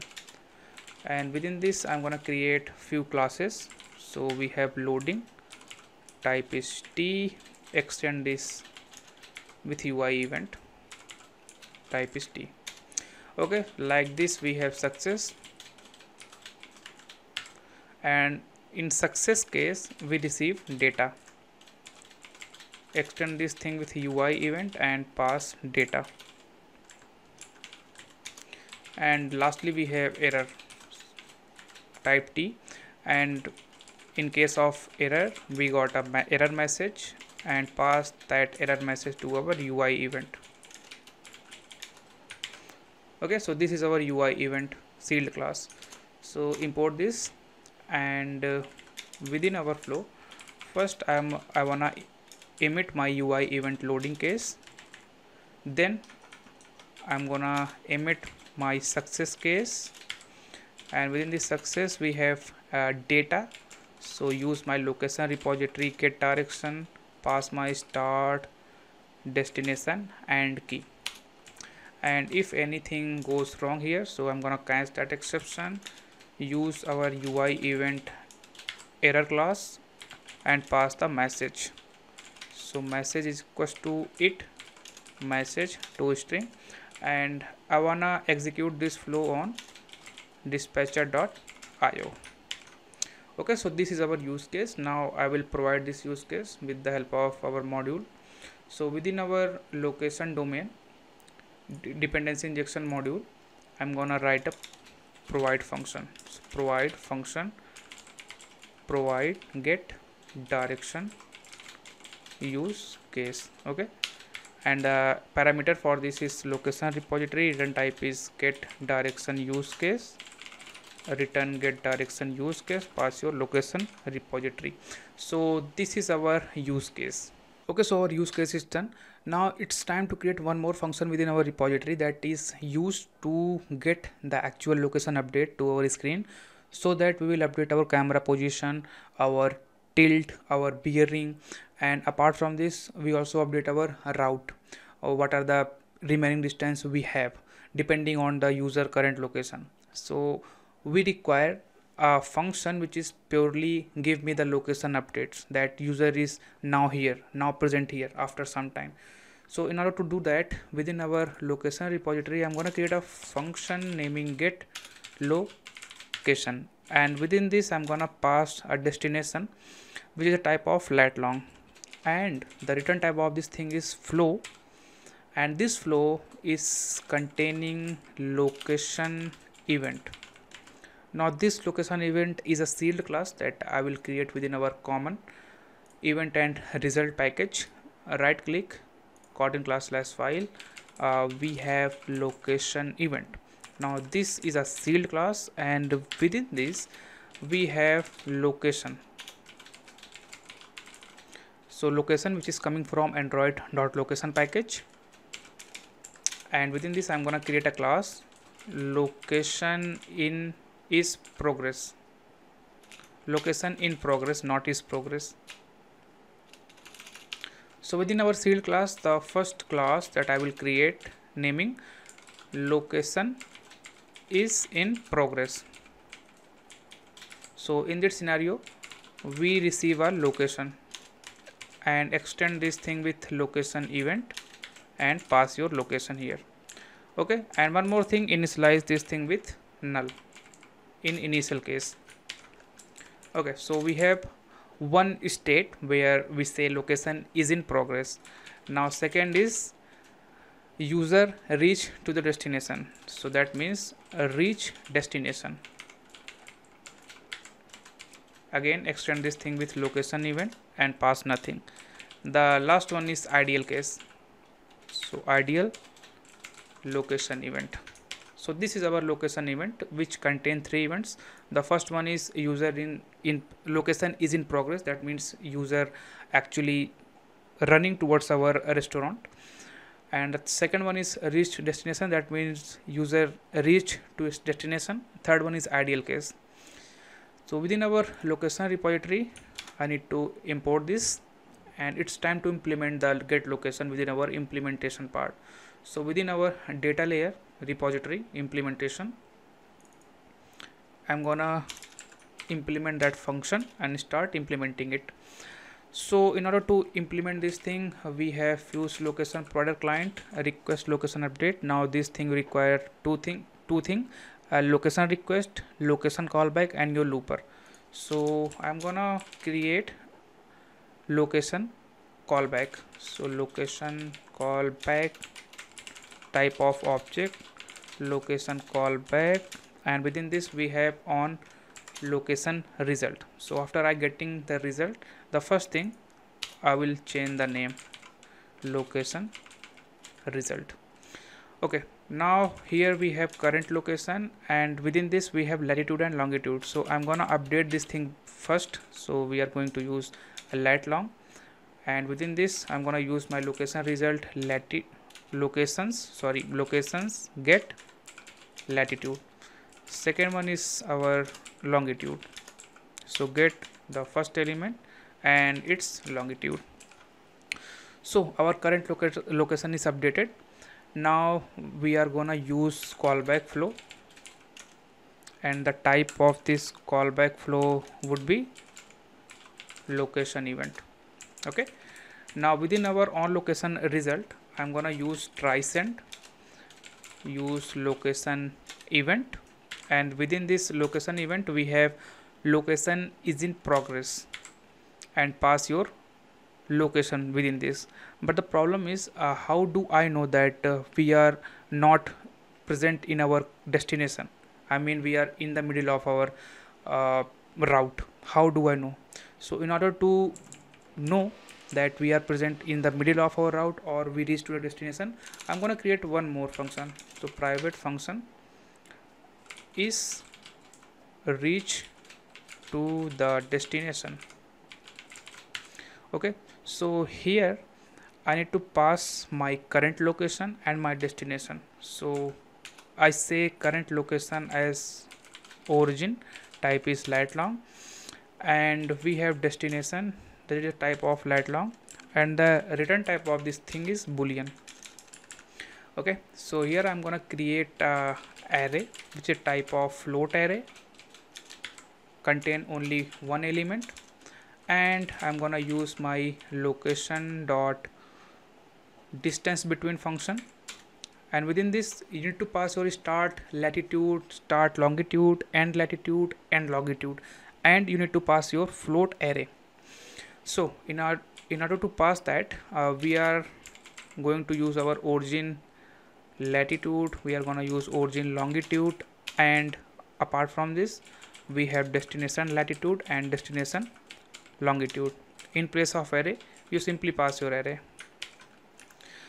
Alright, so reformat it, and you got your result, I mean the distance, which is present in your array that we pass here.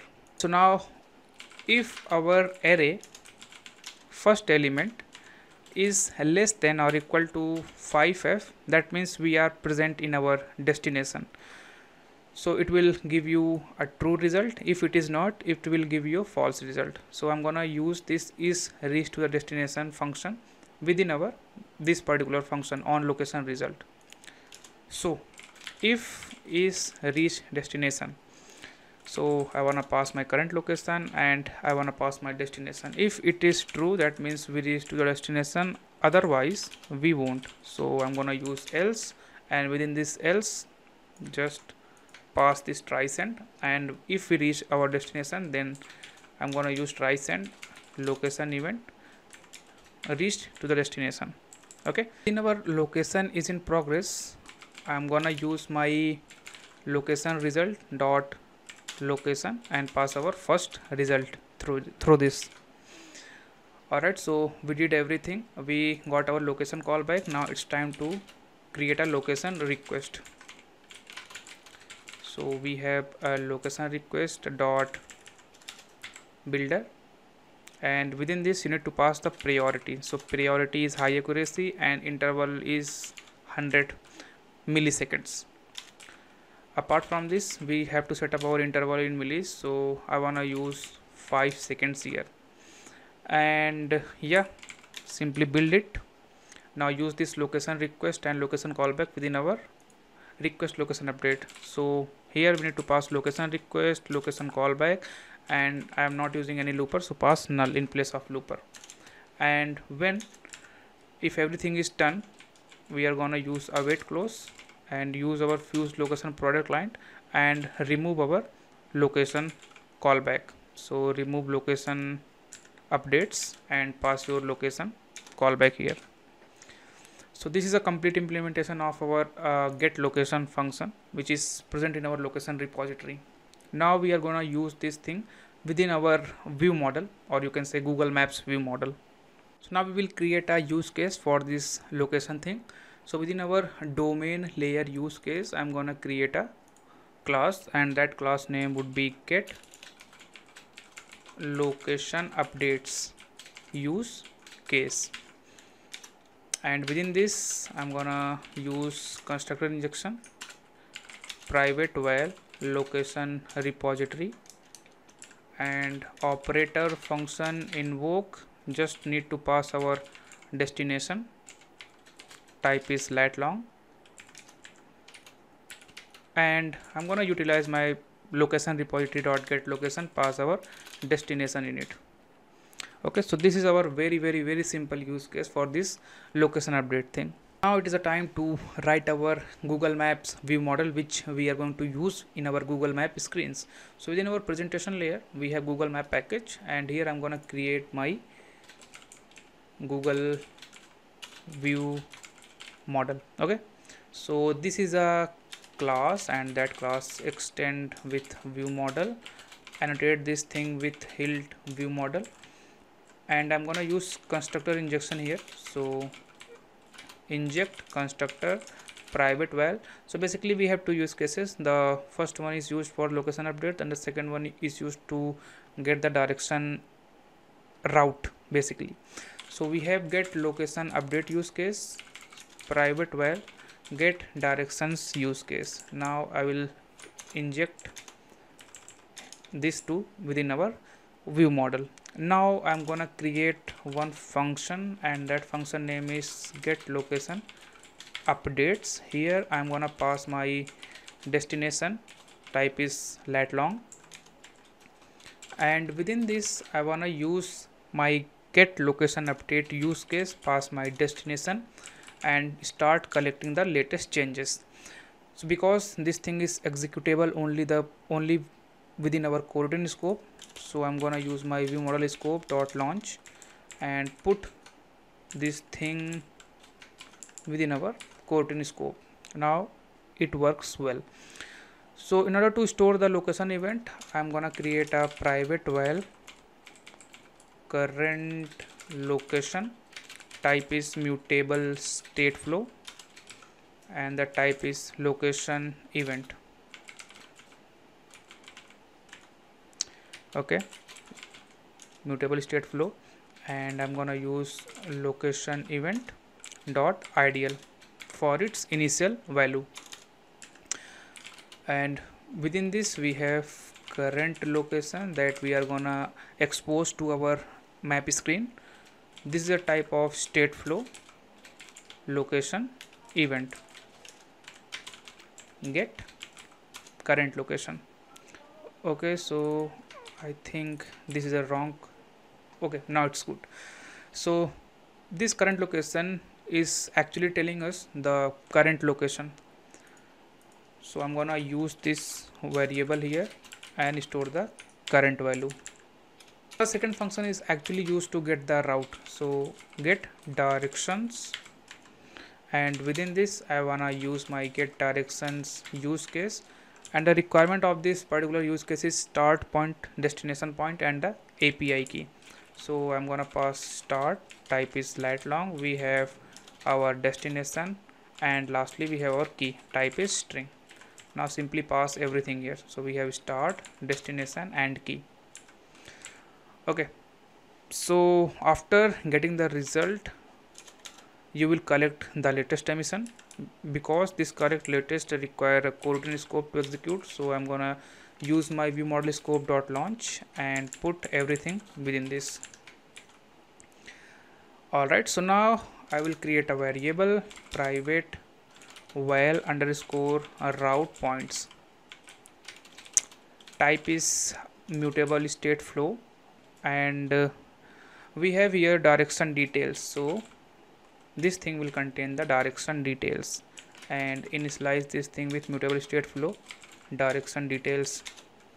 We have a variable here which we are going to expose to our Google Map screen, a route points state flow, type is direction details, and simply update this thing with upper one.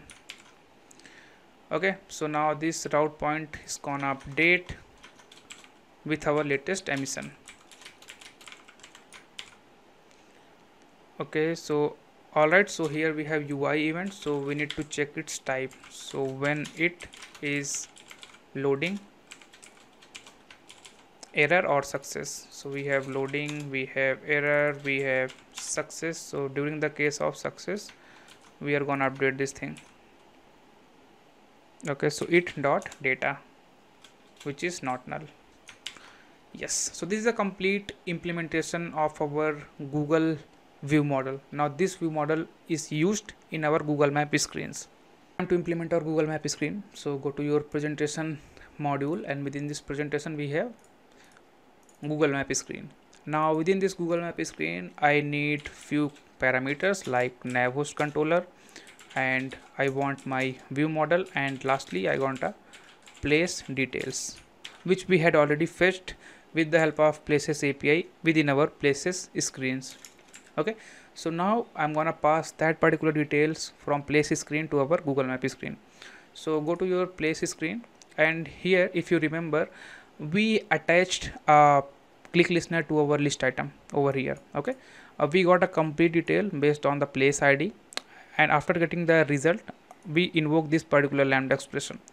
So what I'm going to do, I'm gonna update our place detail origin. So it origin is gonna update it with the help of lat long, and the latitude and longitude that we receive within our places result, I'm gonna utilize that thing. So we have places result location, not list location, and we have latitude. Just like this, we have places result location dot longitude. Okay, so we successfully updated our place details origin. This is because during the mapping in our data layer, we simply use latitude longitude 0,0 and 0,0 to set our origin. Now it's time to update that thing, because in our Google Map screen we want that origin or the starting point. So that is why I am gonna update this thing. Okay, now it's time to pass this particular information over to the screen. So in order to do that, I'm gonna create a lambda expression. Go to Google Map. Okay, this is a function, and within this function I'm gonna pass my place details is information, and the return type is unit. Now I'm gonna utilize this particular function within our clickable event. Go to Google Map, invoke, pass your place details. Now go back to your internal location feature API, and within this feature API we have our restaurant finder screen. Now I'm gonna open a pair of parentheses, and here you will see we got our information place details. Now it's time to pass this thing. So in order to pass this thing, I'm gonna use my nav host controller and its current backstack entry, and in which we have save state handle, and I'm gonna set our information to this particular save state handle. So this thing require a key. So key is place and information is it. But in order to use this approach, you first make this particular place detail parseable so that it is possible. Otherwise it won't be possible without making this place detail parseable. So I'm gonna use my place detail data class, and I'm gonna use parcelize annotation and parseable interface in order to make this thing parseable. Import this. Now it's good. Go to your internal location feature API. Now we simply set our place detail information within our save state handle. Now within our Google Map screen composable, I'm gonna create a variable place and use nav host controller dot previous backstack entry. We have save state handle, and I'm gonna get the type would be place details and key is place. Okay, so we received successfully our place detail, which we attach to our current backstack entry save state handle, which is a previous backstack entry with respect to our Google Map screen. Okay, so after getting our place detail, I'm gonna check whether it is null or not. If it is not null, then I will call my Google Map screen composable within this.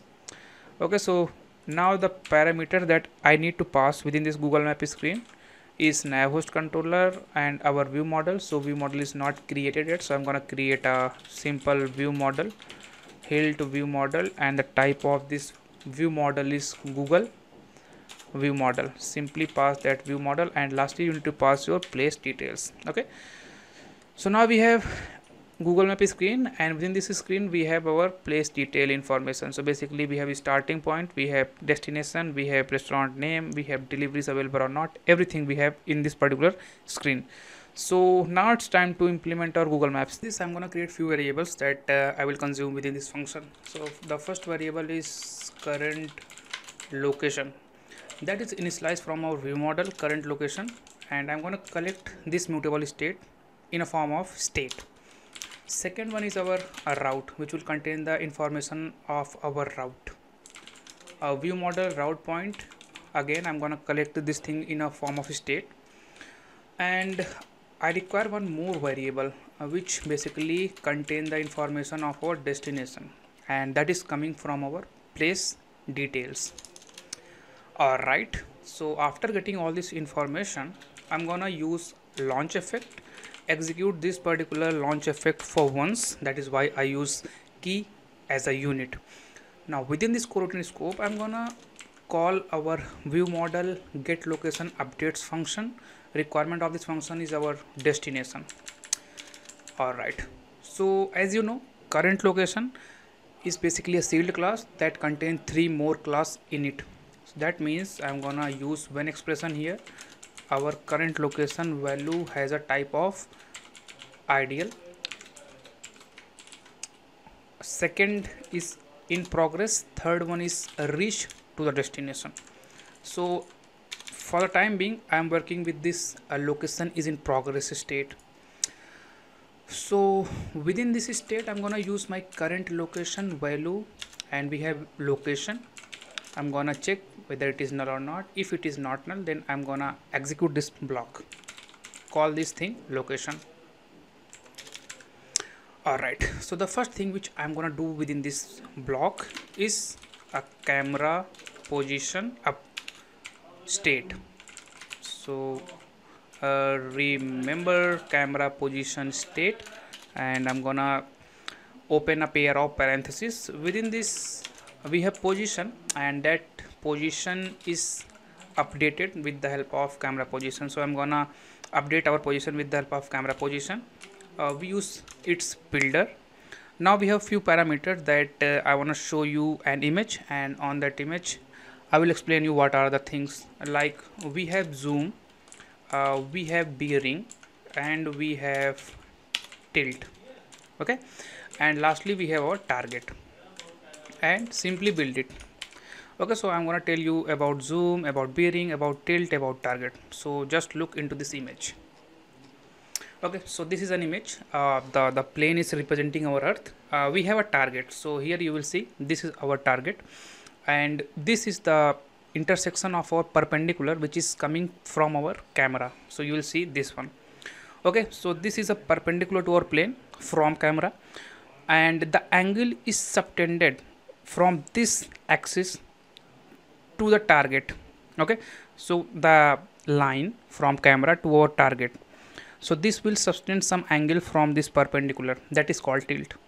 Okay, so when it's come to bearing, bearing is an angle that is subtended from our north pole and our target from this intersection point, like you will see over here. So this angle is called bearing. Now I think you got what I'm trying to say, and if you don't got, don't worry, I will put this link to the description. Go and check everything by yourself. By the way, it's very easy. If you don't understand, I don't know why you you don't get it. It's very easy.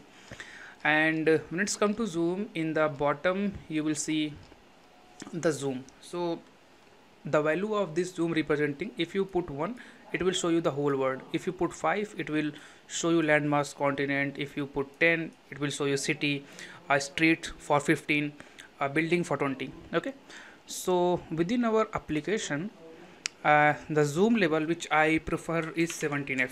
Okay, now bearing is something which is coming from our location, so I'm gonna use my location bearing, and I will use tilt 45 degree. And when it's come to target, so I'm gonna use again my location, but this time I will create an object of lat long, use my location latitude and my location longitude. Yep, so I have successfully updated my camera position in initial phase.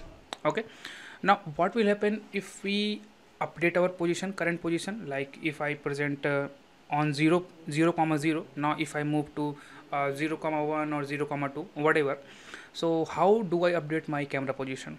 So in order to do that, I'm gonna use my camera position animate, and within this animate we have update. So we are gonna update our camera position with this camera update factory.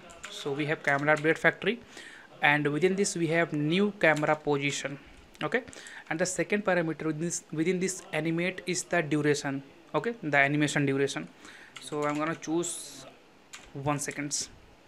Okay, so now within this new camera position, just click Ctrl P. You will see it require camera position. So just create a camera position like we did already. So camera position, instead of doing that, I'm simply copy this thing and paste over here. So copy this, paste over here. Okay, so everything is fine. Alright, so this is a way using which you will animate your camera and update your location. Sorry, update your camera based on your location.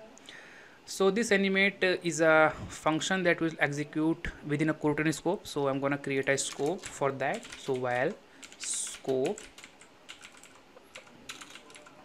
remember coroutine scope, and I'm gonna utilize that scope here. So scope launch, and within this I put all these things.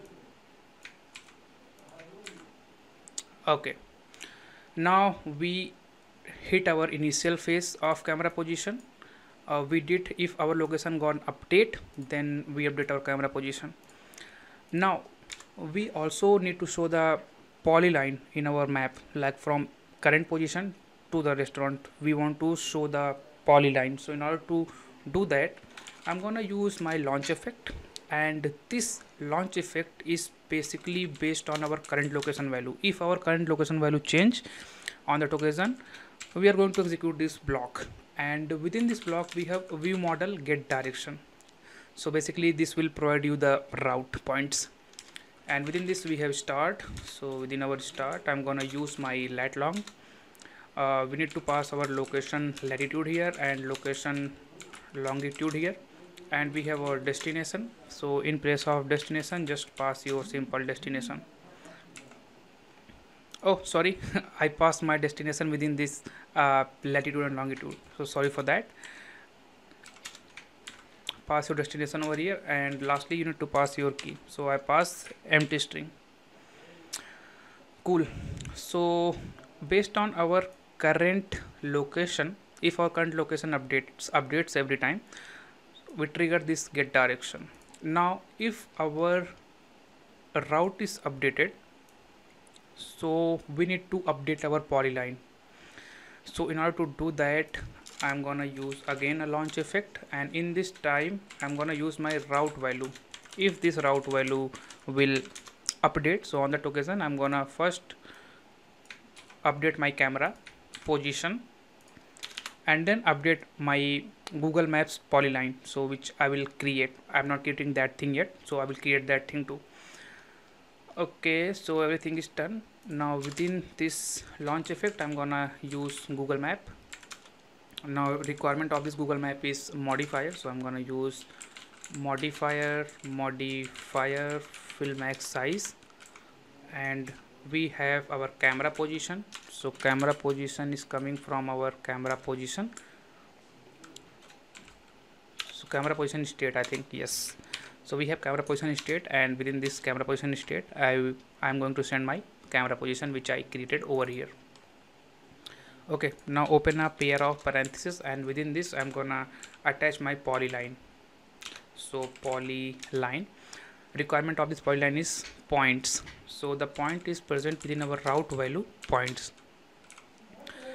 Apart from this, we have its width, its color. So I'm gonna use color blue, not black, it's blue, and lastly we have width, so I choose 20f width. Okay, cool. So now everything is done. So the thing which is left from my side is the connection from this places search to this screen. So in order to do that, go to places search. Here within our clickable events, which is present in our list item, I'm gonna navigate from this screen to other screen. So I need our nav host controller. So go to your internal location feature API and pass your nav host controller from here. Go back to your places search and within your add nav host controller. Now I'm gonna use that thing just below to our Google to go to Google Map invoke. So I'm gonna use my nav host controller, navigate location routes dot Google Maps dot route. Alright, so connection is also done. So this now it's time to execute our application. Everything is done from our side. We have Google Map screens, which is perfectly fine. It's time to check whether it is running exactly what we expected or not. So let's run this thing. Alright, so during the execution of our application, I found few issues which is purely related to our plugin. This is not our issue. So here it will create a step data class, and within this we have duration of type duration x. So actually it will create a duration type, but here I don't know why it is creating object of duration x or end location x. So remove x from these objects and simply execute your application. Application executed successfully.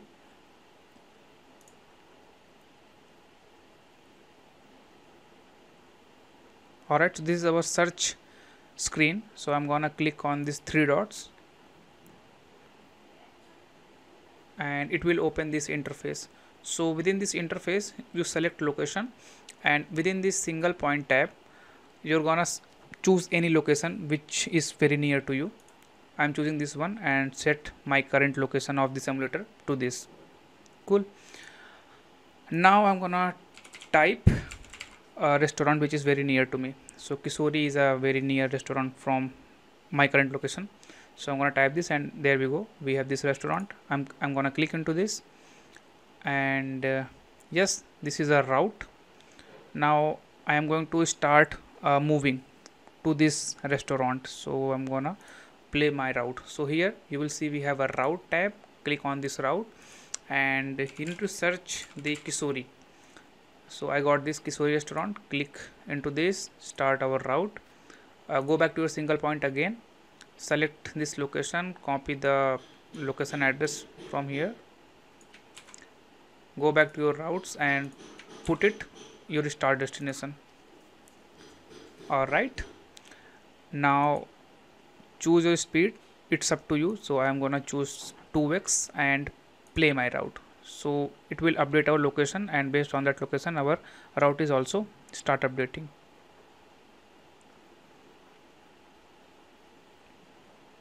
Okay, so the difference which you see is actually present because I start my routing from Bhagwa Chungi, which is more near to the restaurant, and my current location is more far.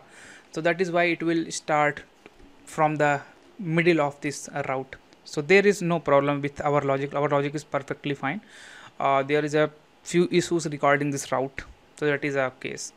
Okay, so when I reach to the destination, it stops the execution. Just wait for it. I'm gonna increase the speed to 4x.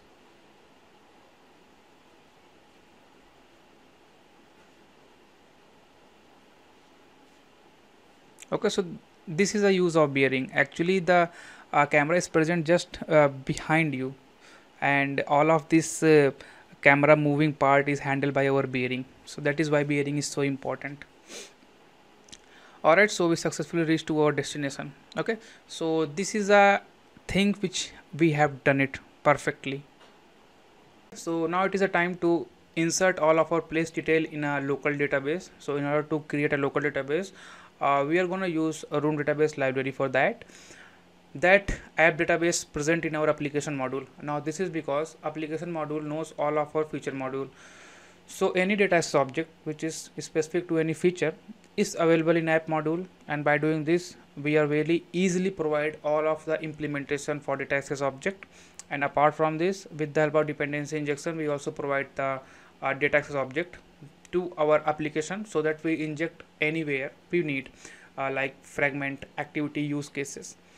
So now it's time to write our app database. So within our app module, I'm going to create a package,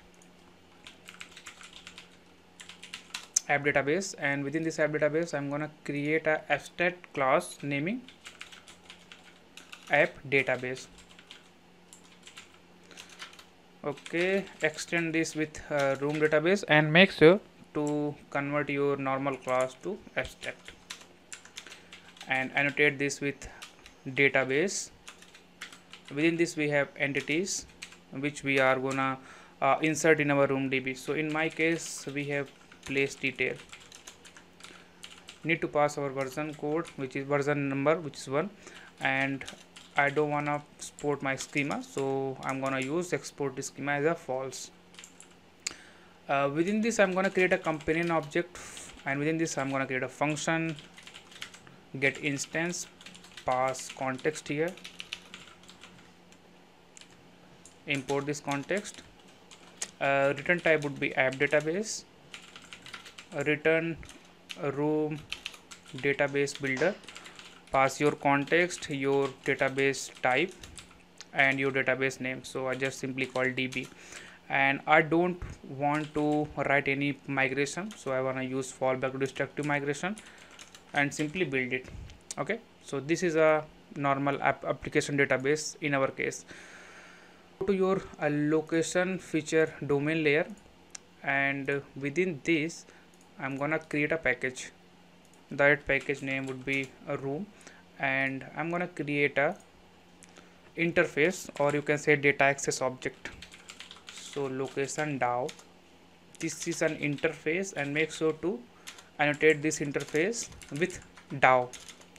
Okay, so I'm gonna use suspend function insert, which we use to insert our place detail, and make sure to annotate this with insert on conflict strategy replace, so that it will replace the older primary key. If we have two data or two record which have a same primary key, then the older one is replaced by the newer one. And the second one is query, which is used to get all of our information from DB. So select asterisk from place details. Okay, and I'm gonna use flow here, so don't use suspend keyword before function. Function get all place details. Return type would be a flow. Make sure to import the correct one, and within this flow it will contain list of place details. Okay, so now it's time to convert this place detail normal data class to entity. So I'm gonna use this place detail in form of entity. So in order to do that, first thing first, you need to use this annotation entity over our data class, and second thing, every entity has a primary key. So I'm gonna use place ID as a primary key, and make sure this auto generate is false, so that our room DB does not create a primary key by itself. Okay, so we have our location down. Now it's time to write implementation. So within our app DB, we are going to create abstract function get location DAO.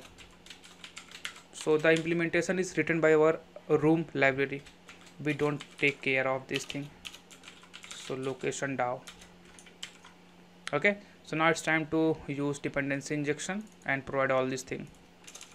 So our database is single, so singleton provide function, provide our app database. Requirement is application context,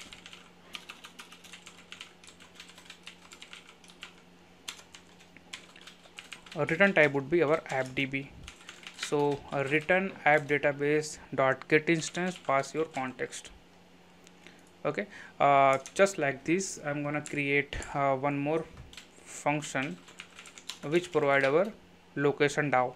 So provide location DAO. Requirement is app database, location DAO, return app database, get location DAO. Alright, so everything is done regarding with our RoomDB setup. Alright, only one thing is left, and that is in our place details. You will see we have lat long objects. So see, in our RoomDB we only save primitive data types. It is not possible to save any complex object just like this lat long and anything which is not a primitive data type. It is not able to save in our records. So what we need to do, we need to write type converter for that. So what we do, we simply convert this lat long into a string and then store in our RoomDB. And when we get all of our objects, then we need to convert this string into a lat long. Okay, so for that we need to write few type converters. So I'm gonna write below to it. So class lat long type converters, and within this we have function. The first one is convert any string to lat long. Okay, string return type would be lat long. I'm gonna use JSON here. Within this JSON we have from JSON. So you need to pass your string and the type. So lat long class.java, and the second function is lat long to string. So pass your lat long within this function, and the return type would be string JSON dot to JSON and pass your lat long. Okay, so this will convert lat long into string. Now in order to tell our RoomDB that this is type converters, so you need to use type converter annotation. Okay, so now it's time to register this type converter within our application database. So we have one more annotation for that, type converters, and you need to pass your lat long type converters class. That's it. Alright, so now it's time to go back to your location feature domain layer and write few use cases. Create a class, and that class name would be get all place details from local db use case. So within this I'm gonna inject my data access object. So private val location DAO, and I'm gonna use operator function invoke and use my location DAO get all place details. Okay, just like this we need to create one more use case for insertion. So insert place details to local db use case. Inject constructor private val location DAO, and I'm gonna create a suspend function invoke. So I need to use operator here, operator suspend function invoke, need to pass our place details, and I'm gonna use my location DAO insert and pass our place details. Okay, so need to sort this one. Yeah, cool. So by doing this we actually write all of our use cases. Now it's time to provide these use cases within our domain module. So provide function get all place details from local db. Okay, and it will provide basically get all place detail use case. So return get all place detail use case. You need to pass your location DAO.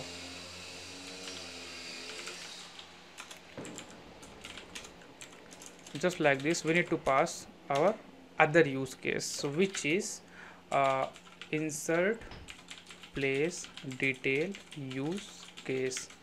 Again requirement is location DAO, and the return type is insert place detail to local db use case, return insert place detail to local db use case and pass your location down.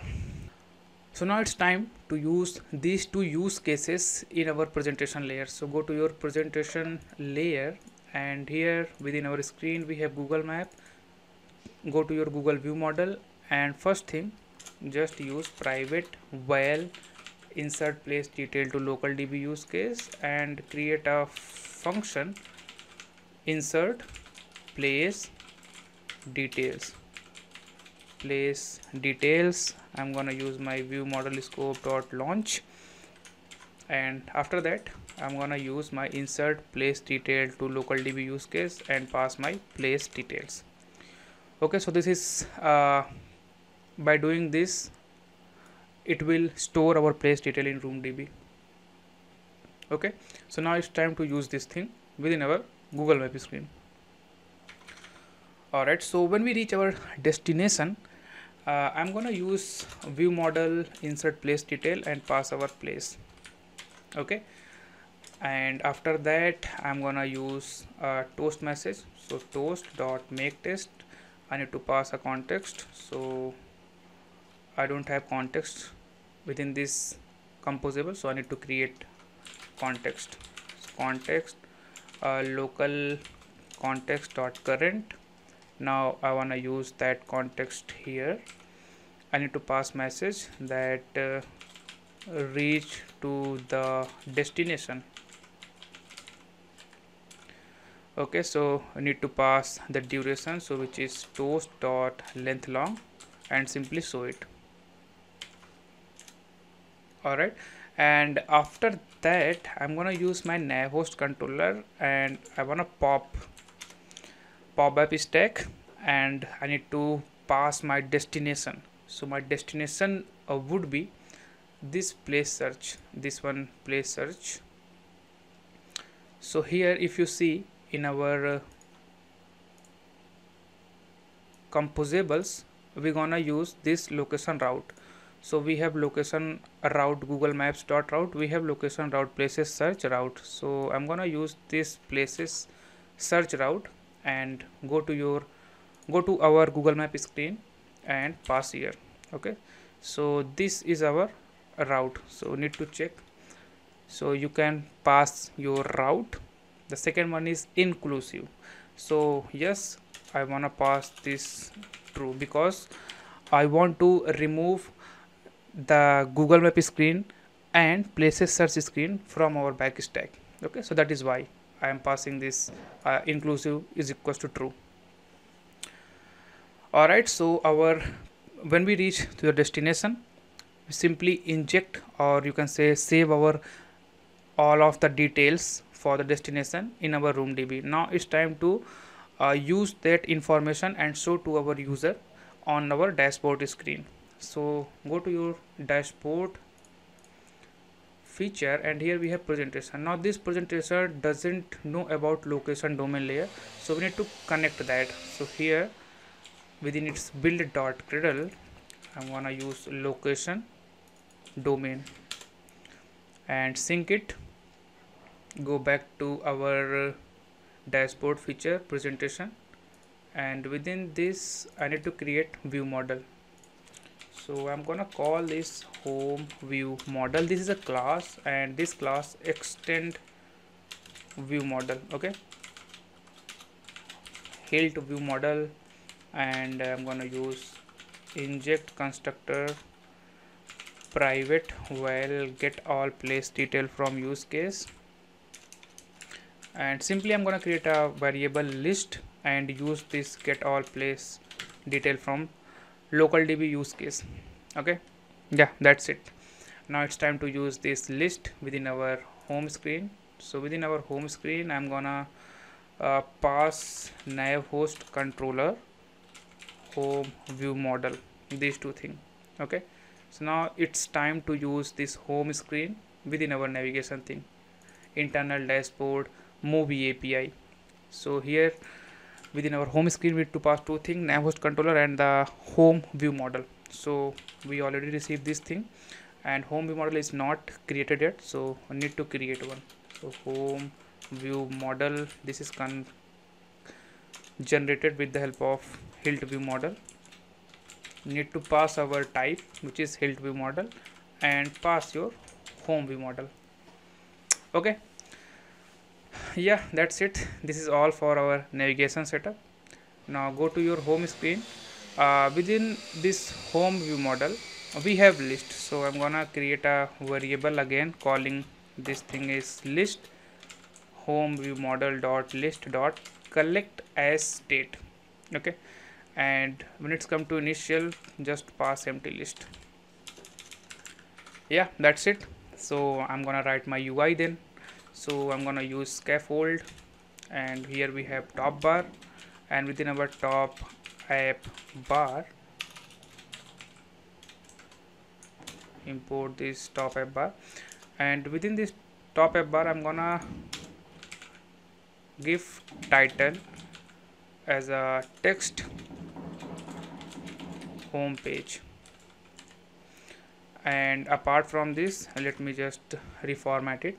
Apart from this we have actions, and within this action I'm gonna create a icon button.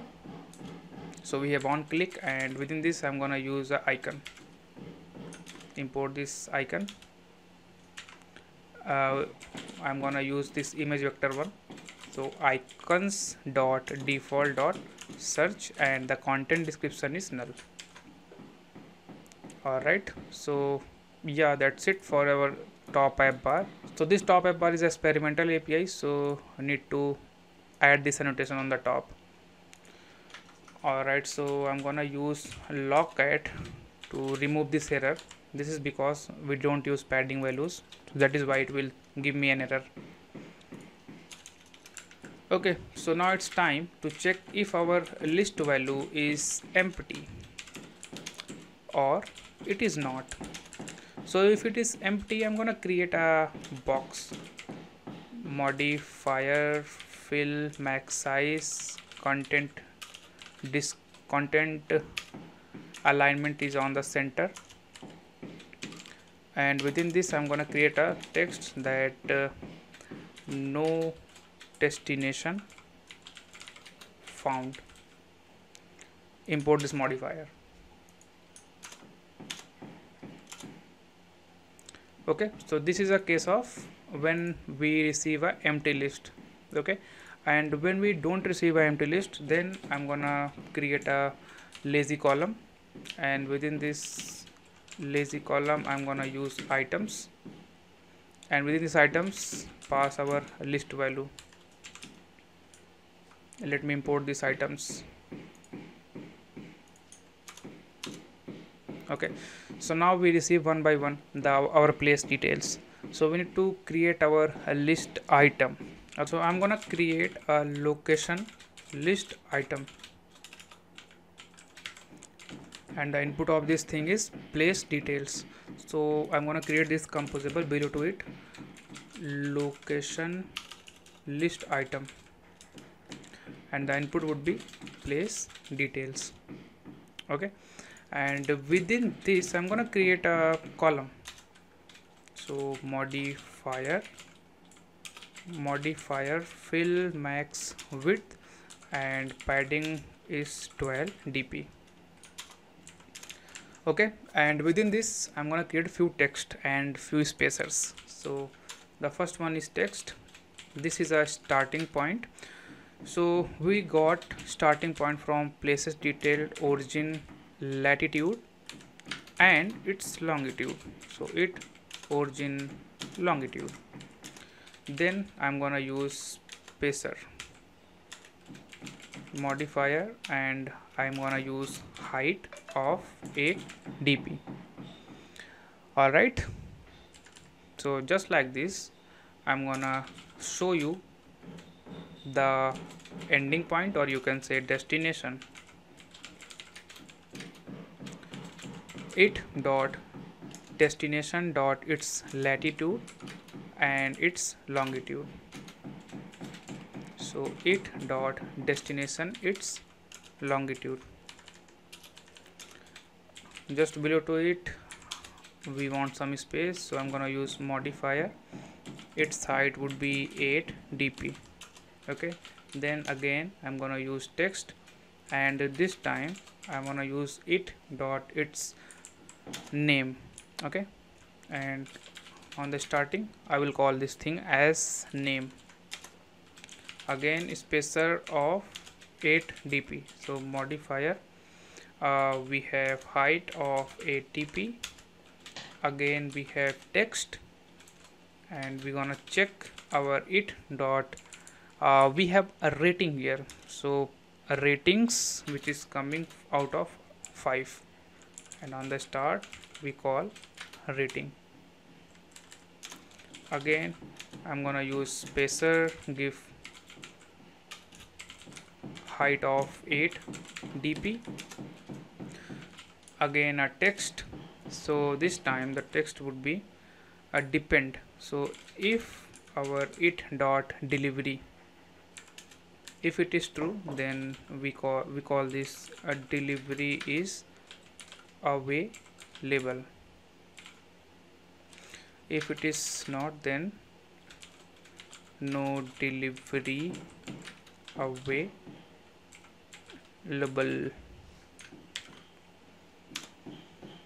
Okay, again I wanna use space, modifier height of 12 dp, and we should also use this spacer on the top. Okay, so this is our location list item, and this is our simple, very simple home screen.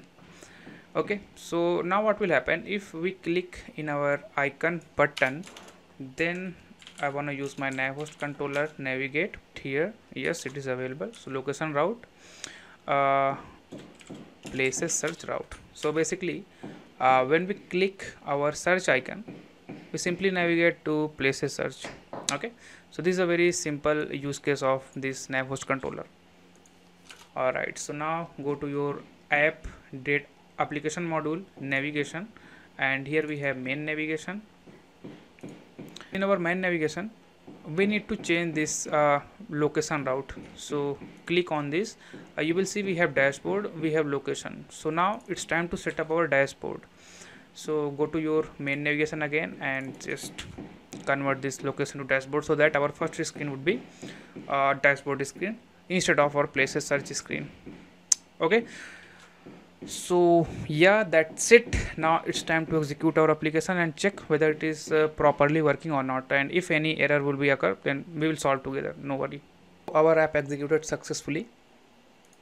This is our home page, and when I click search icon, we will reach to our places search screen. So first thing, I execute this application for the first time.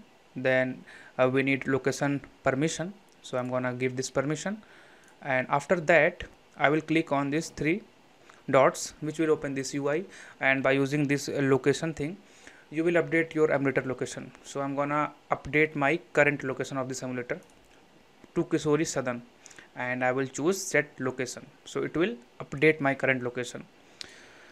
And here I'm gonna type Kisori, so it will give me the Kisori restaurant. I hope it will give, and there we go, we have Kisori restaurant, Bela Pratapgarh, UP, India.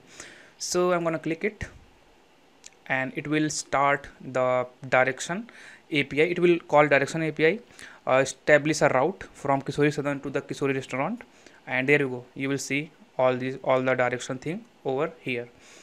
Okay, so now again I'm gonna open this, and I will create a route from this point, from our current location to the restaurant.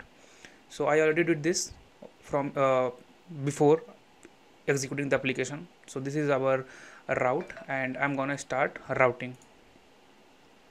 Okay, so it will start routing toward our restaurant.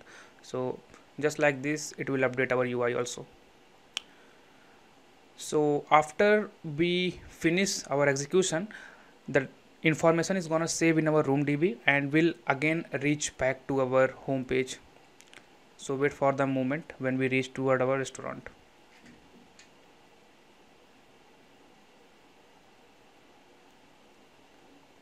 So I'm gonna increase the speed 5x so that it will move quickly.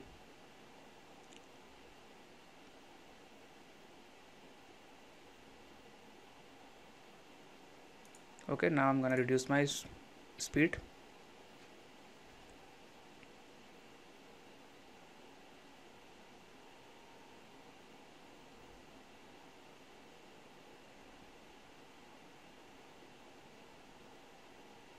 So we successfully reached the destination. That information gonna saved in our room DB, that is reflected in our home page. Okay, so I did more changes in order to get this Kishori restaurant name and this rating. So that changes were over here. So here I need to add these two fields so that I got the name and rating.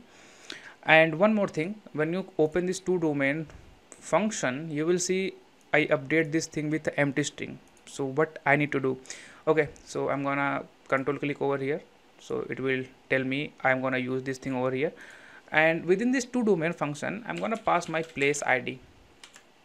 Okay, this place ID which we receive from our use cases. So I'm gonna call this, and over here I'm gonna create a parameter place ID which is a type of string, and yes, it may be null for some time, for few times, not sometimes. So I'm gonna use my place ID, or if it is null then I'm gonna use empty, so or empty. Okay, now it works fine. Okay, so by doing this you will update your place detail ID. So if you have a different ID, then you have a different entity in your room DB. Okay, so that is why I will update my place ID. Alright, so that's it. This is all for this video. I think this video is very long, and at the same time it is very informative for those who never did multimodularization, never use Google Maps, and never use location, all these stuffs. So yeah, this is all for this video, and if you have any query, anything which I left during this flow, then you will told me everything in the comments. Okay, so thank you for watching this video. If you watch this full video, then thank you for believing me. Okay, so bye and happy coding.